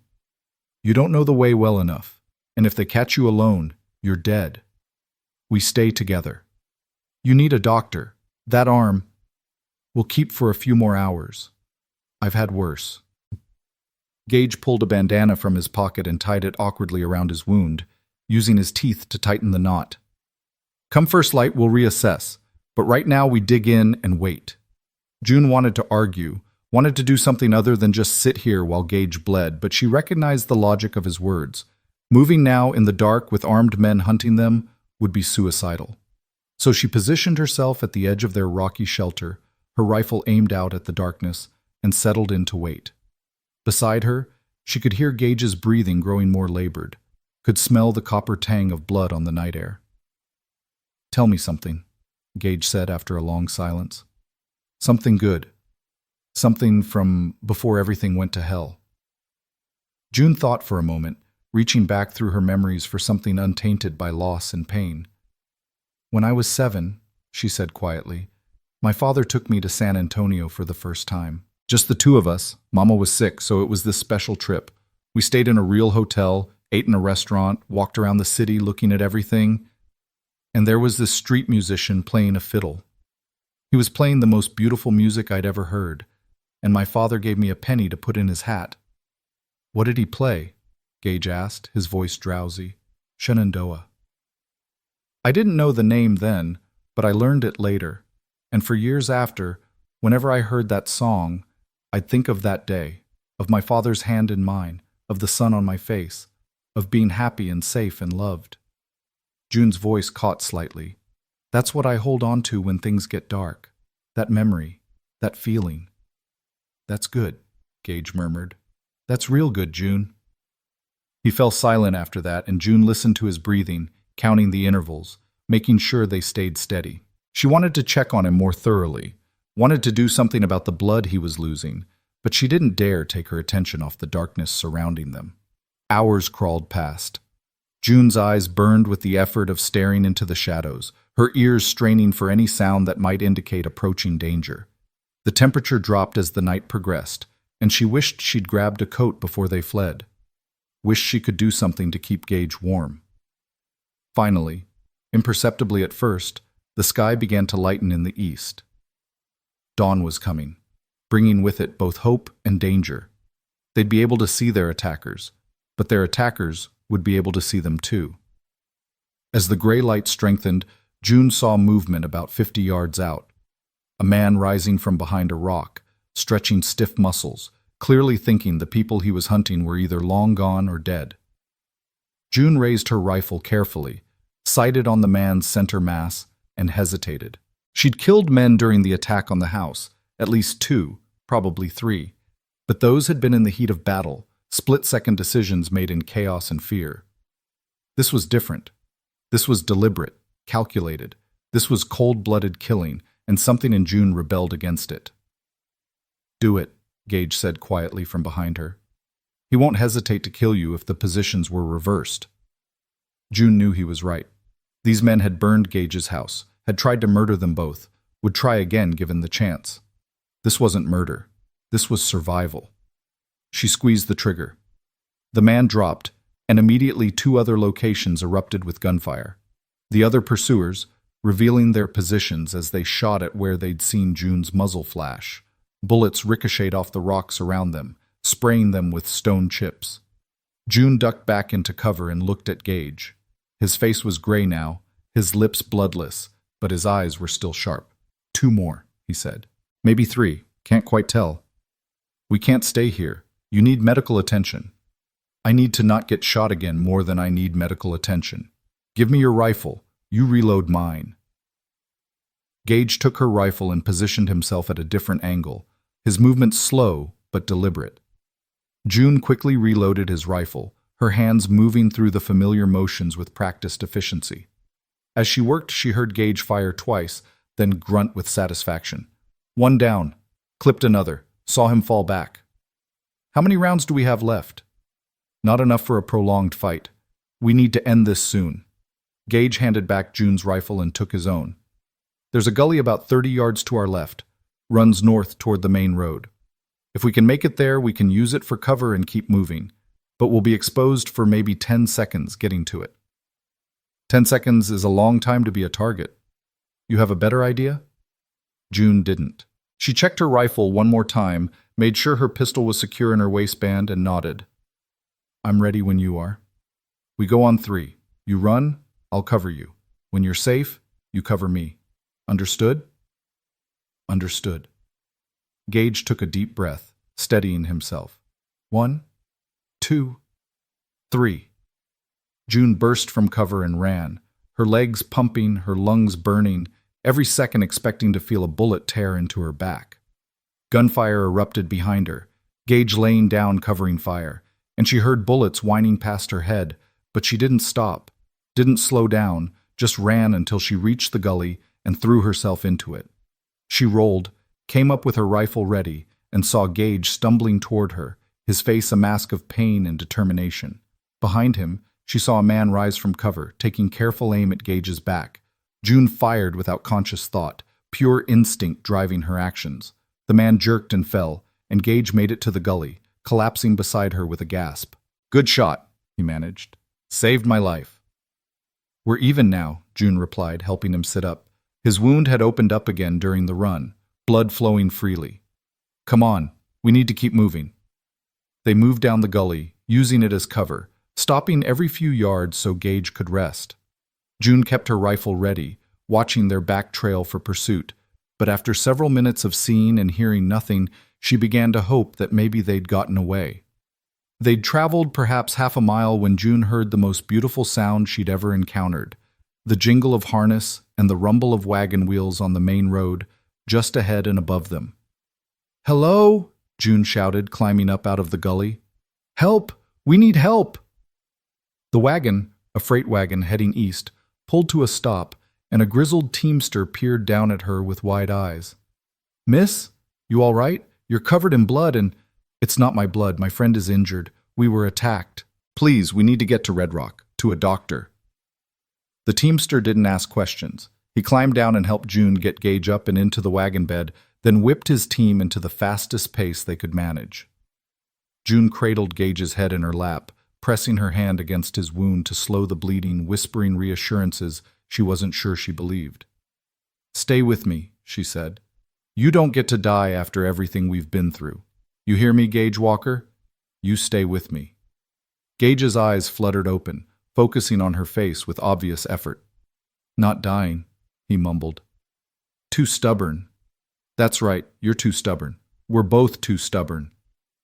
June smoothed the hair back from his forehead with her free hand. "Just hold on a little longer." Red Rock appeared on the horizon, its buildings growing larger as the wagon raced toward them. The teamster was shouting now, alerting the town to their approach, and June saw people emerging from buildings, saw a man in a marshal's badge running toward them. The wagon pulled up in front of a building with a sign reading, "Dr. Morrison, Physician and Surgeon," and suddenly there were hands helping her down, helping to carry Gage inside. A middle-aged man with wire-rimmed spectacles took one look at Gage and started barking orders. "Get him on the table. You boil water. You fetch my surgical kit. Miss, I need you to step outside while I work." "No," June said flatly. "I'm staying." The doctor looked ready to argue, but something in June's expression made him reconsider.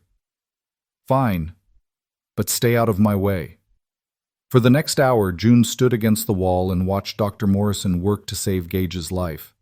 He cleaned the wound, probed for bullet fragments, stitched torn flesh back together with small, precise movements. Through it all, Gage drifted in and out of consciousness, sometimes lucid, sometimes delirious, once calling out for Emma before his eyes opened and found June, and he remembered, the grief and guilt flashing across his face before the laudanum the doctor had given him pulled him back under. Finally, the doctor straightened, wiping his hands on a blood-stained cloth. "He'll live. Lost a lot of blood, and there's always a risk of infection, but he's strong and healthy otherwise.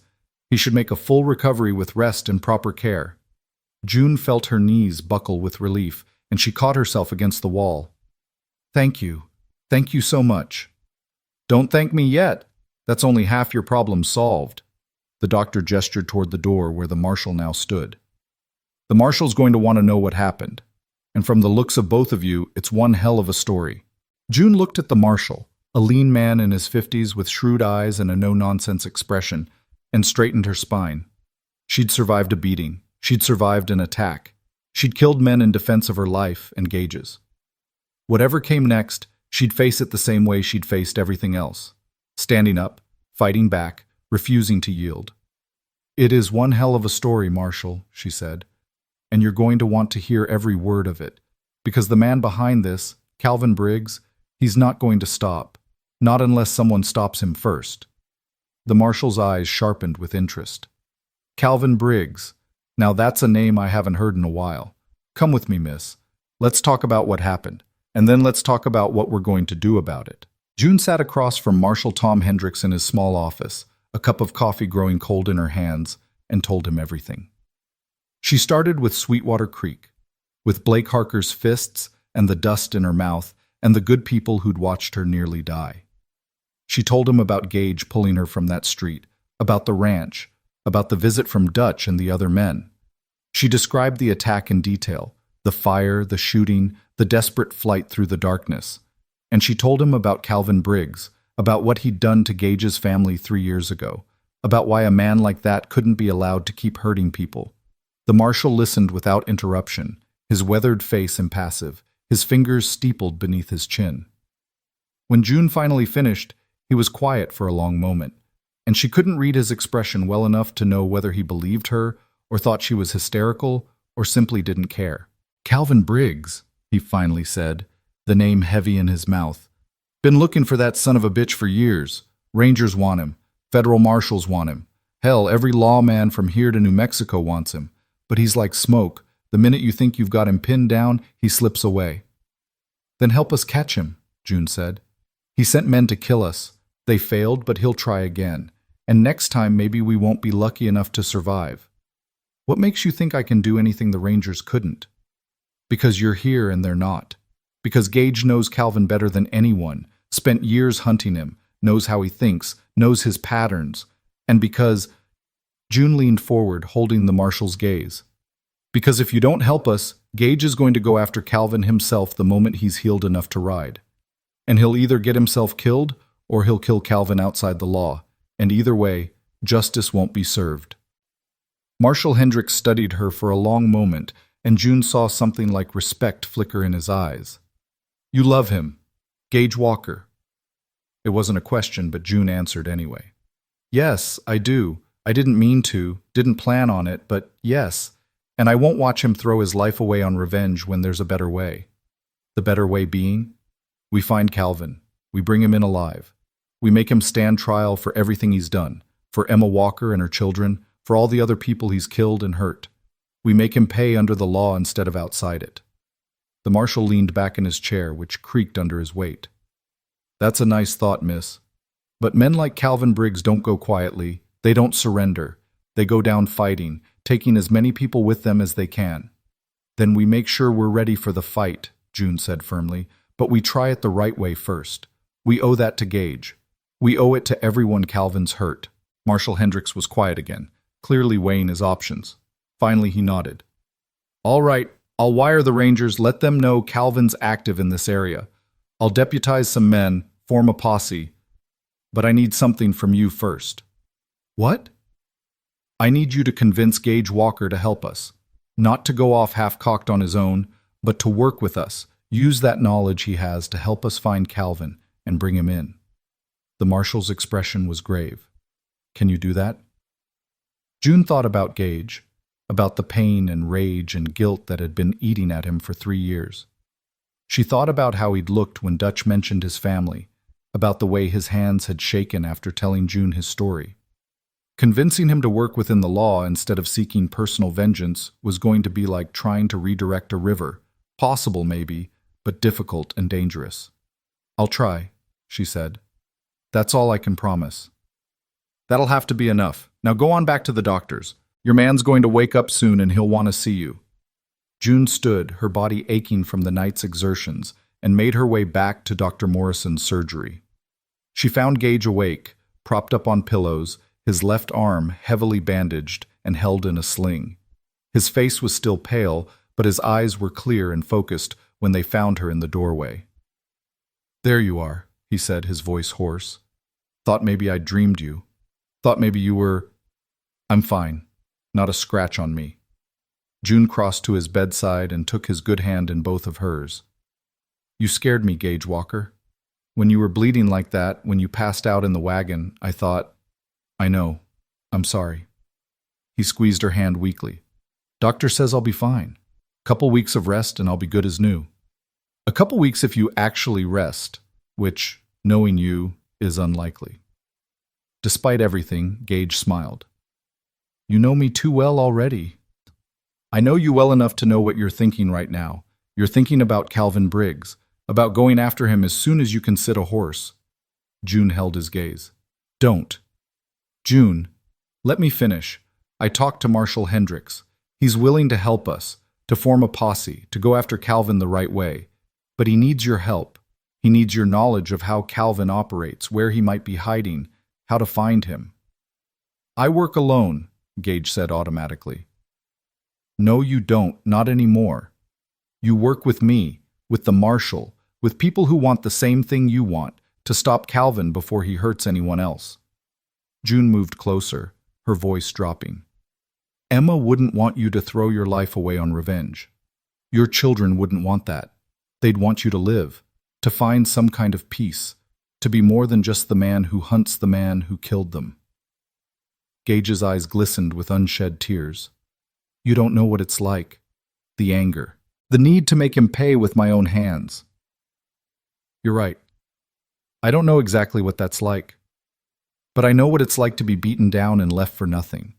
I know what it's like to want to hurt the people who hurt you. June's voice was fierce now. But I also know that living well, surviving and thriving despite what they did, that's the real revenge. That's how we win. Not by becoming like them, but by refusing to let them destroy us. Gage was quiet for a long time, his thumb tracing small circles on the back of June's hand. When he finally spoke, his voice was thick with emotion. When did you get so wise? When a stubborn cowboy pulled me out of the dirt and showed me I was worth saving. June smiled through her own tears. Now I'm returning the favor. Let me help you, Gage. Let us all help you, please. Another long silence. Then almost imperceptibly, Gage nodded. All right. I'll work with the marshal. But June, if Calvin gets away again, if the law fails again, then we'll deal with that when and if it happens. But let's try it this way first. For Emma, for Samuel and Mary, for us. For us, Gage echoed, and something in his expression shifted. A burden lifting, if only slightly. I like the sound of that. Over the next 2 weeks, while Gage healed and regained his strength, Marshal Hendricks worked tirelessly to build his case and his posse. He wired the Texas Rangers, who sent 2 experienced men to assist. He deputized 6 locals who knew the territory and could shoot straight. And he spent hours with Gage, who was still bedridden but could provide invaluable intelligence about Calvin's operations, his known associates, his likely hiding places. June stayed at Gage's side through all of it, sleeping in a chair beside his bed, bringing him meals, changing his bandages, and slowly, carefully, helping him come to terms with what they were about to attempt. She could see the war being fought inside him, the desire for personal vengeance battling against his growing acceptance that justice, real justice, might actually be possible if they did this right. Dr. Morrison's wife, a kind woman named Margaret who reminded June of the mother she'd lost, offered June a room in their home and insisted she eat proper meals and get proper rest. Can't take care of anyone else if you don't take care of yourself first, Margaret said firmly, and June found she couldn't argue with that logic. In the evenings, after the marshal had left and Dr. Morrison had completed his rounds, June and Gage would talk. Not about Calvin or the attack or what was coming, but about smaller things, about their childhoods, their dreams, their fears. June told Gage about her father's farm, about learning to read from her mother's worn Bible, about the loneliness of her marriage to Thomas. Gage told her about growing up in Missouri, about joining the Rangers because he believed in making the world safer, about how Emma had laughed, really laughed, with her whole body, when something struck her as funny. I haven't talked about her like this in years, Gage admitted one evening. Used to hurt too much. But telling you these stories, remembering the good times instead of just the end, it helps. Makes her feel less like a ghost and more like a person I was lucky enough to know. She was lucky to have you too, June said. And wherever she is now, I think she's glad you found someone to keep living for. Is that what you are? Someone to keep living for? June considered the question seriously. I think we're each other's reason. You gave me back my life when Blake Harker tried to take it. And maybe I'm giving you back yours, or at least helping you find a new version of it. We're not replacing what we lost. We're building something different, something that's ours. Gage reached out with his good hand and cupped June's face gently. I love you, June Talbot. I didn't think I'd ever say those words again, didn't think I had any love left in me after losing Emma and the kids. But you brought something back to life in me that I thought was dead forever. June's breath caught in her throat. She'd known, of course, had felt it growing between them over the weeks and months. But hearing Gage say it out loud, hearing the raw honesty in his voice, made it real in a way it hadn't been before. I love you too, she said, and felt the truth of it resonate through her entire being. I love you, Gage Walker. and I'm going to do everything in my power to make sure we both survive what's coming so we can figure out what that love looks like in the daylight, when we're not just surviving but actually living." They kissed then, careful of Gage's injuries, and it was soft and sweet and tasted like hope. When they pulled apart, both were crying, not from sadness, but from the overwhelming relief of finding each other, of not being alone anymore, of having something worth fighting for, beyond mere survival. On the 15th day after the attack, Dr. Morrison declared Gage fit enough to travel, though he cautioned against anything too strenuous. "No hard riding, no gunfights, no heroics," the doctor said sternly. "That arm's healing well, but you tear those stitches and you'll be right back in my surgery, possibly minus the arm entirely if infection sets in." "I'll be careful, Doc," Gage promised, though June could see the restlessness in his eyes, the need to be doing something instead of just sitting around healing. Marshal Hendricks arrived that afternoon with news. Rangers tracked 3 of Calvin's men to a canyon about 40 miles northwest of here. Wounded men, moving slow, heading for what the Rangers think is Calvin's main camp. "We follow them. We find Calvin." "How many men does he have at the camp?" Gage asked, already mentally preparing for the fight. "Rangers estimate between 12 and 20. Well armed, well positioned. It's not going to be easy." "Nothing about Calvin has ever been easy." Gage stood carefully, testing his balance. "When do we leave?" "Tomorrow at first light.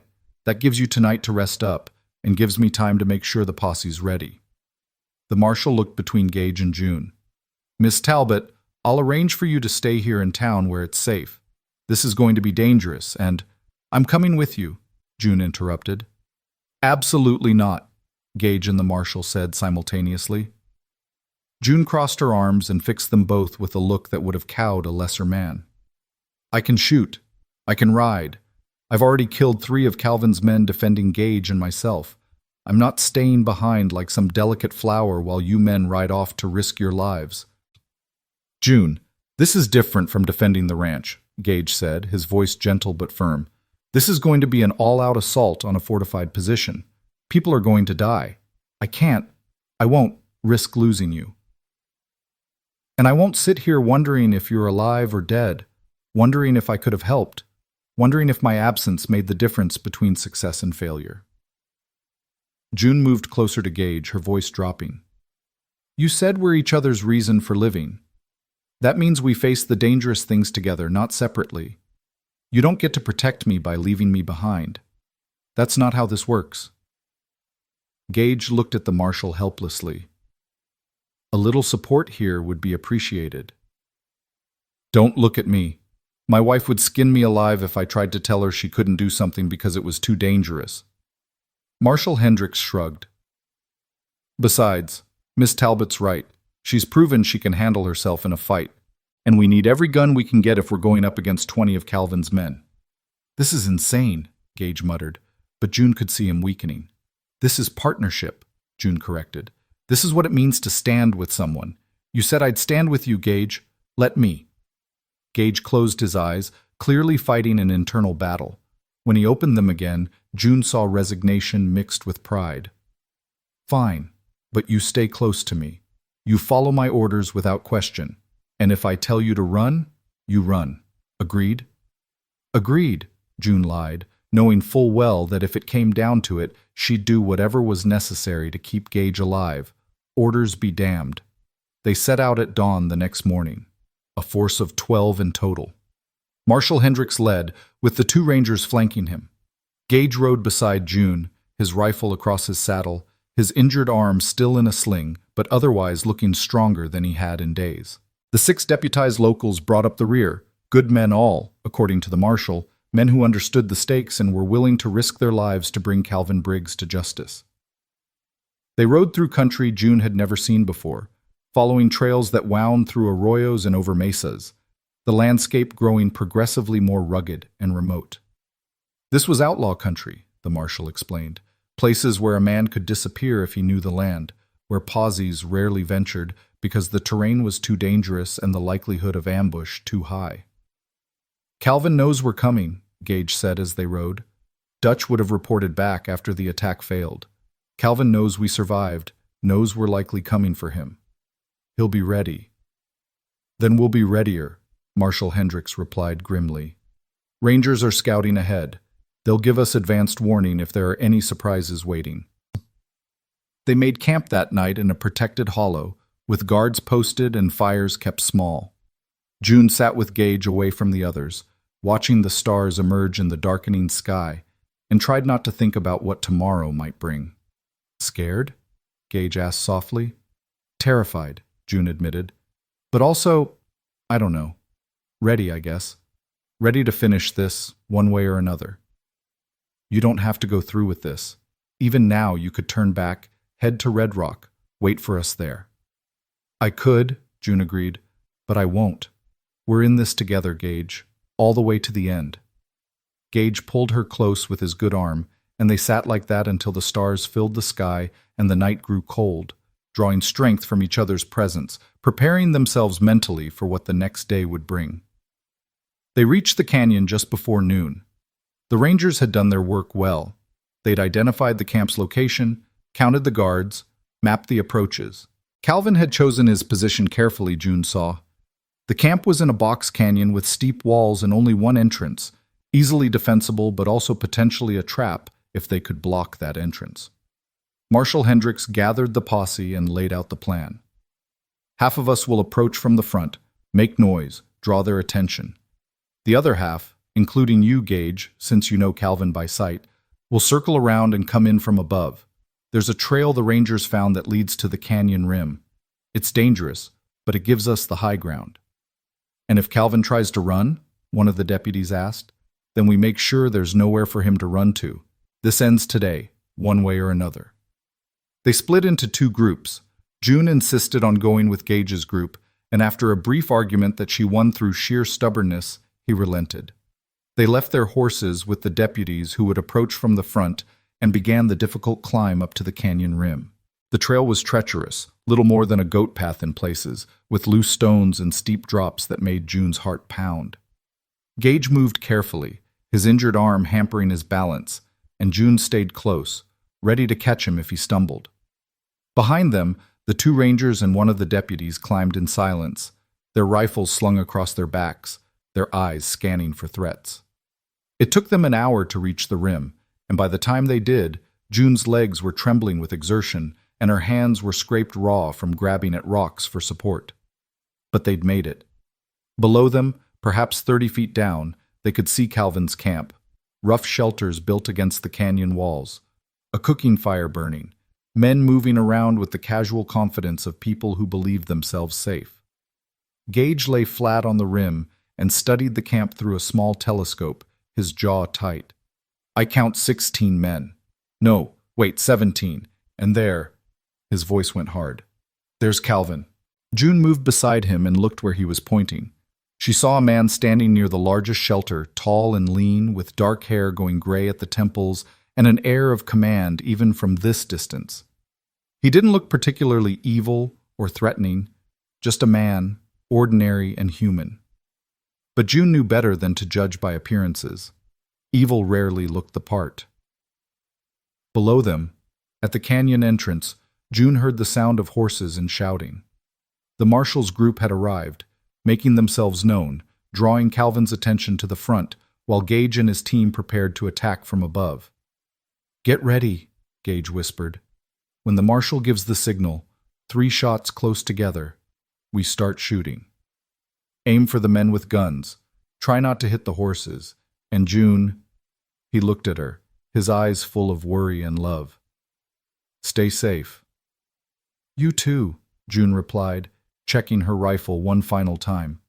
The signal came moments later, 3 rapid shots echoing off the canyon walls. Chaos erupted below as Calvin's men scrambled for weapons and cover, unsure where the attack was coming from. Gage's group opened fire from above, their elevated position giving them a devastating advantage. June aimed carefully and squeezed the trigger, saw a man drop, moved to the next target. The fight was brutal and fast. Calvin's men, caught between 2 forces and with nowhere to run, fought desperately. Some tried to surrender and were taken into custody by the marshal's group. Others fought to the death, preferring that to the hangman's noose they knew awaited them. Through it all, June kept shooting, kept moving, kept Gage in her peripheral vision. She saw him take down 3 men with 3 shots, saw the cold efficiency with which he fought, saw the years of ranger training and personal vendetta converging in this moment. And then she saw Calvin. He'd been trying to reach his horse, trying to escape in the confusion, and he was almost there when Gage shouted his name. "Calvin! Briggs!" The man turned, and even from 30 feet above, June could see his eyes widen with recognition. Calvin went for his gun, but Gage was faster. His shot hit Calvin in the shoulder, spinning him around and dropping him to the ground. Gage was on his feet immediately, climbing down the canyon wall with reckless speed despite his injured arm, and June followed without thinking, her heart in her throat. They reached the canyon floor just as Calvin was struggling to his feet, his gun lost somewhere in the dirt, blood streaming from his shoulder. Gage walked toward him slowly, deliberately, his rifle pointed at Calvin's chest. The other fighting had stopped. The last of Calvin's men either dead or surrendered, and everyone in the canyon watched as these 2 men, hunter and hunted for so many years, finally came face to face. "It's over, Calvin," Gage said, his voice eerily calm. "No more running, no more killing. It's over." Calvin laughed, the sound wet and pained. "Is it? You going to kill me, Walker? Going to avenge your pretty little family? Go ahead. Pull the trigger. Prove you're just like me." June saw Gage's finger tighten on the trigger, saw the war being fought across his face. This was the moment he'd been living for, the moment he'd dreamed about during 3 years of grief and rage. All he had to do was squeeze a little harder, and Calvin Briggs would be dead. His family avenged, justice served. But Gage's hand was shaking. His breath was coming in gasps. And June realized with sudden clarity that he couldn't do it, couldn't make that final choice, couldn't cross that line between justice and murder. She moved to his side and gently placed her hand over his on the rifle, lowering it slowly. "Don't," she said softly. "Don't give him that. Don't become what he is." "He killed them," Gage whispered, his voice breaking. "Emma, Samuel, Mary, he burned them alive." "I know, and he'll pay for that. He'll stand trial, he'll be convicted, he'll hang. But not like this. Not murdered in the dirt like he murdered them. They deserve better than that. You deserve better than that." Gage looked at her, tears streaming down his face, and June saw the moment he let go. Let go of the revenge, let go of the rage, let go of the burden he'd been carrying for 3 years. His rifle dropped to his side and he sagged against her, sobbing like a child. Marshal Hendricks moved in quickly, pulling Calvin to his feet and binding his hands. "Calvin Briggs, you're under arrest for murder, arson, robbery, and about 24 other charges. You'll stand trial in Austin, and God have mercy on your soul, because I sure as hell won't." Calvin stared at Gage as the marshal led him away, and there was something like respect in his eyes. "You were always the best of them, Walker. The only one who ever really came close to catching me. Guess you finally did." Gage didn't respond. He just held on to June and cried, purging years of pain and guilt and rage, while around them the marshal's men secured the prisoners and tended to the wounded. The battle was over. Calvin was captured. Justice would be served. But more importantly than any of that, Gage Walker had chosen life over death, healing over revenge, love over hate. And that, June knew, was the real victory. The trial took place 6 weeks later in Austin, with half of Texas seeming to turn out to watch Calvin Briggs finally face justice for his crimes. June and Gage attended every day, sitting in the front row, holding hands while witness after witness testified to Calvin's brutality, his crimes, his absolute disregard for human life. When Gage took the stand and told the story of his family's murder, there wasn't a dry eye in the courtroom. The jury deliberated for less than an hour, guilty on all counts. The judge sentenced Calvin to hang, and as he was led from the courtroom, he caught Gage's eye one final time. "For what it's worth," Calvin said, "I'm sorry about your family. That was Dutch's idea, not mine. If I'd known—" He shrugged. "Well, it doesn't matter now, does it?"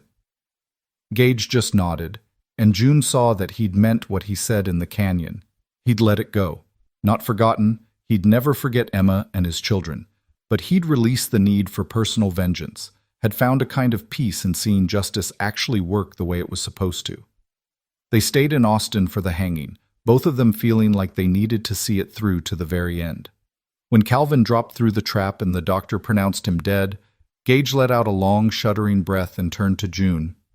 "It's done," he said simply. "It's finally done." They left Austin the next morning, heading back toward Red Rock and the life they'd begun building together. The ranch was gone, burned to the ground by Calvin's men, but Gage had land elsewhere, a smaller piece of property he'd bought years ago as an investment and never developed. It was north of Red Rock, in pretty country with good water and better soil, and as they rode toward it, June felt something she hadn't felt in years: genuine excitement about the future. "We'll build a new house," Gage said as they traveled. "One that's ours, without any ghosts, without any painful memories. We'll start fresh." "I'd like that," June replied, "though I have to say I've gotten rather attached to sleeping indoors.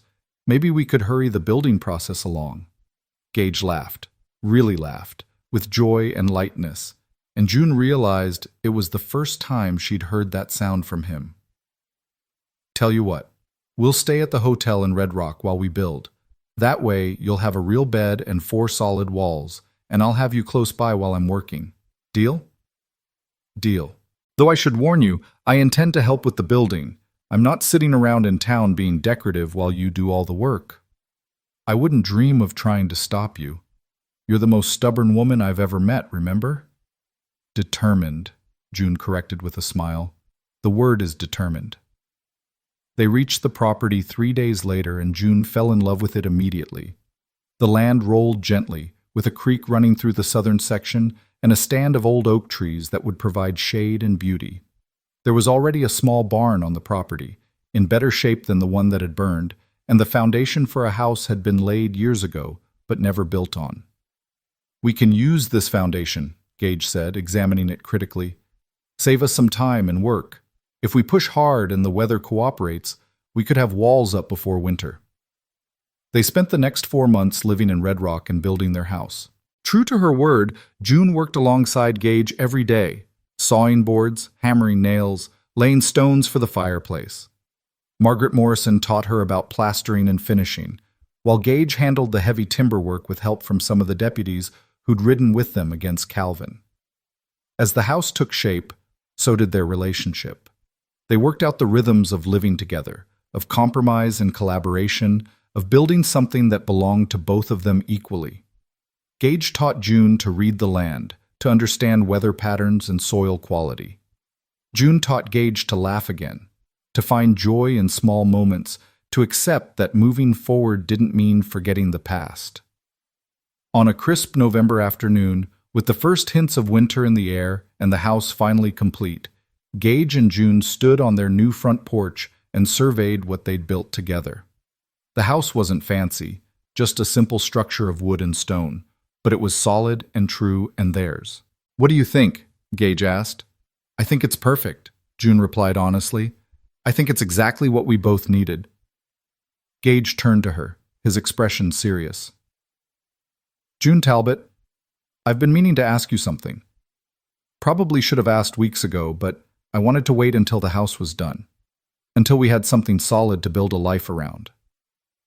June's heart began to race. "Ask me what?" "Will you marry me? Will you be my wife, stand with me, build a life with me in this house we've made together?" Gage pulled a simple gold band from his pocket. "I know I come with baggage and ghosts and a past that's complicated. I know I'm not easy, but I love you more than I thought I'd ever love anyone again. And I want to spend whatever time I have left making you happy." June felt tears spring to her eyes, but they were happy tears, joyful tears, tears of absolute certainty. "Yes," she said, her voice strong and clear. "Yes, I'll marry you, Gage Walker. I'll stand with you, build with you, love you for however long we both shall live." Gage slipped the ring onto her finger and kissed her, and it was everything a kiss should be, sweet and passionate and full of promise. When they pulled apart, both were crying and laughing at the same time, overwhelmed by the sheer improbability of finding each other, of surviving everything that had tried to break them, of standing here together on this porch they'd built with their own hands. They were married a week later in a simple ceremony at the church in Red Rock, with Marshall Hendricks giving June away and Dr. and Mrs. Morrison standing as witnesses. June wore a dress Margaret had helped her make, simple blue calico that made her eyes shine. Gage wore his best clothes and looked nervous and happy and more alive than June had ever seen him. When the preacher pronounced them husband and wife, when Gage kissed her in front of God and everyone, June felt a completeness she'd never known before. She wasn't just Mrs. Walker now. She was June Walker, partner and equal, a woman who'd been beaten down but had risen again, who'd found love in the aftermath of violence, who'd proven that broken things could indeed be made stronger in the mending. That night, in their new house with a fire crackling in the hearth and the Texas stars shining through the window, Gage held June close and whispered, "Thank you." "For what?" June asked, drowsy and content. "For saving me, for refusing to let me destroy myself with revenge, for showing me that there's life after loss, love after grief." He kissed the top of her head. "For standing with me." "Always," June promised. "I'll always stand with you." The years that followed were good ones, better than either of them had dared to hope for. They built a successful ranch together, raising horses and cattle, working side by side in all things. June discovered she had a gift for training horses, and word spread until people were bringing their animals from counties away for her to work with. Gage proved to be an excellent rancher, combining the discipline he'd learned as a ranger with a genuine care for the land and animals. In the spring of their third year together, June gave birth to a daughter they named Emma Rose, after Gage's first wife and in honor of new beginnings. 2 years later, a son arrived, Thomas Samuel, named for both their pasts but looking firmly toward the future. The children grew up strong and loved, never knowing hunger or fear or the casual cruelty June had endured as a child. Gage proved to be a wonderful father, patient and kind, determined to give his children the security and love that Emma, Samuel, and Mary had been denied. He told them stories about their older siblings, keeping their memory alive without letting grief overshadow joy. And sometimes, in the evenings, he'd pull out the photograph that now hung in the main room, Emma and the children, young and happy, and tell his new family about the people who'd come before. "They're part of our story," he'd explained to little Emma Rose when she asked about the people in the picture. "They loved and were loved, and that love doesn't just disappear when people die. It stays, becomes part of everything that comes after. You and your brother are here because of them, in a way. Their loss led me to your mother, and your mother led me back to life." June would watch these moments with tears in her eyes, grateful beyond measure that Gage had found a way to honor his past while fully embracing his present. The ghosts were still there, they'd always be there, but they were gentle ghosts now, reminders of love rather than sources of pain. Sometimes, when visitors came to the ranch, they'd ask how Gage and June met. The answer was always the same, simple and true. She was on the ground, I picked her up, and she never fell again. It wasn't the whole story, of course. It left out the violence and the fear, the burning house and the desperate flight, the final confrontation with Calvin Briggs, and the choice to seek justice instead of revenge. But it captured the essential truth of their relationship. Two broken people who'd found each other in the midst of darkness and chosen to build something bright. On their 10th anniversary, June and Gage stood on that same front porch where he'd proposed, watching their children play in the yard, and reflected on how far they'd come. "Do you ever regret it?" June asked. "Pulling me from that street in Sweetwater Creek? Your life would have been simpler without me." Gage looked at her like she'd lost her mind. "Simpler, maybe, but also empty, meaningless, dead in all the ways that matter. You didn't complicate my life, June. You saved it. You saved, just like I saved yours." "We saved each other," June corrected, leaning into his embrace. "That's what people who love each other do." From inside the house, they heard Emma Rose calling that dinner was ready, her voice bright with childhood innocence. Thomas Samuel came running from the barn, covered in dust and hay, reporting excitedly about a new foal that had been born that morning. The evening stretched before them, full of family and warmth and the comfortable routines of a life well lived. June thought back to that day in Sweetwater Creek, to lying in the dust and believing she was going to die alone and forgotten. She thought about Blake Harker's boots and fists, about the faces of people who'd watched and done nothing, about how close she'd come to simply giving up. And then she thought about the sound of hoofbeats, about storm cloud eyes and gentle hands, about a voice saying, "You'll stand with me," and meaning it in ways neither of them had fully understood yet. That day had been the worst of her life and the beginning of her salvation. The beating had broken her, but the breaking had led her here, to this porch, this man, this family, this life. She'd been beaten down, but she'd risen. She'd been left for dead, but she'd survived. She'd lost everything, but she'd found something better. The sun was setting now, painting the Texas sky in shades of orange and pink and gold. June watched it, Gage's arm around her waist, their children's laughter floating from the house, and felt a profound sense of peace. She'd faced the darkness and come through it. She'd stood when the world tried to keep her down. She'd loved when it seemed impossible to love again.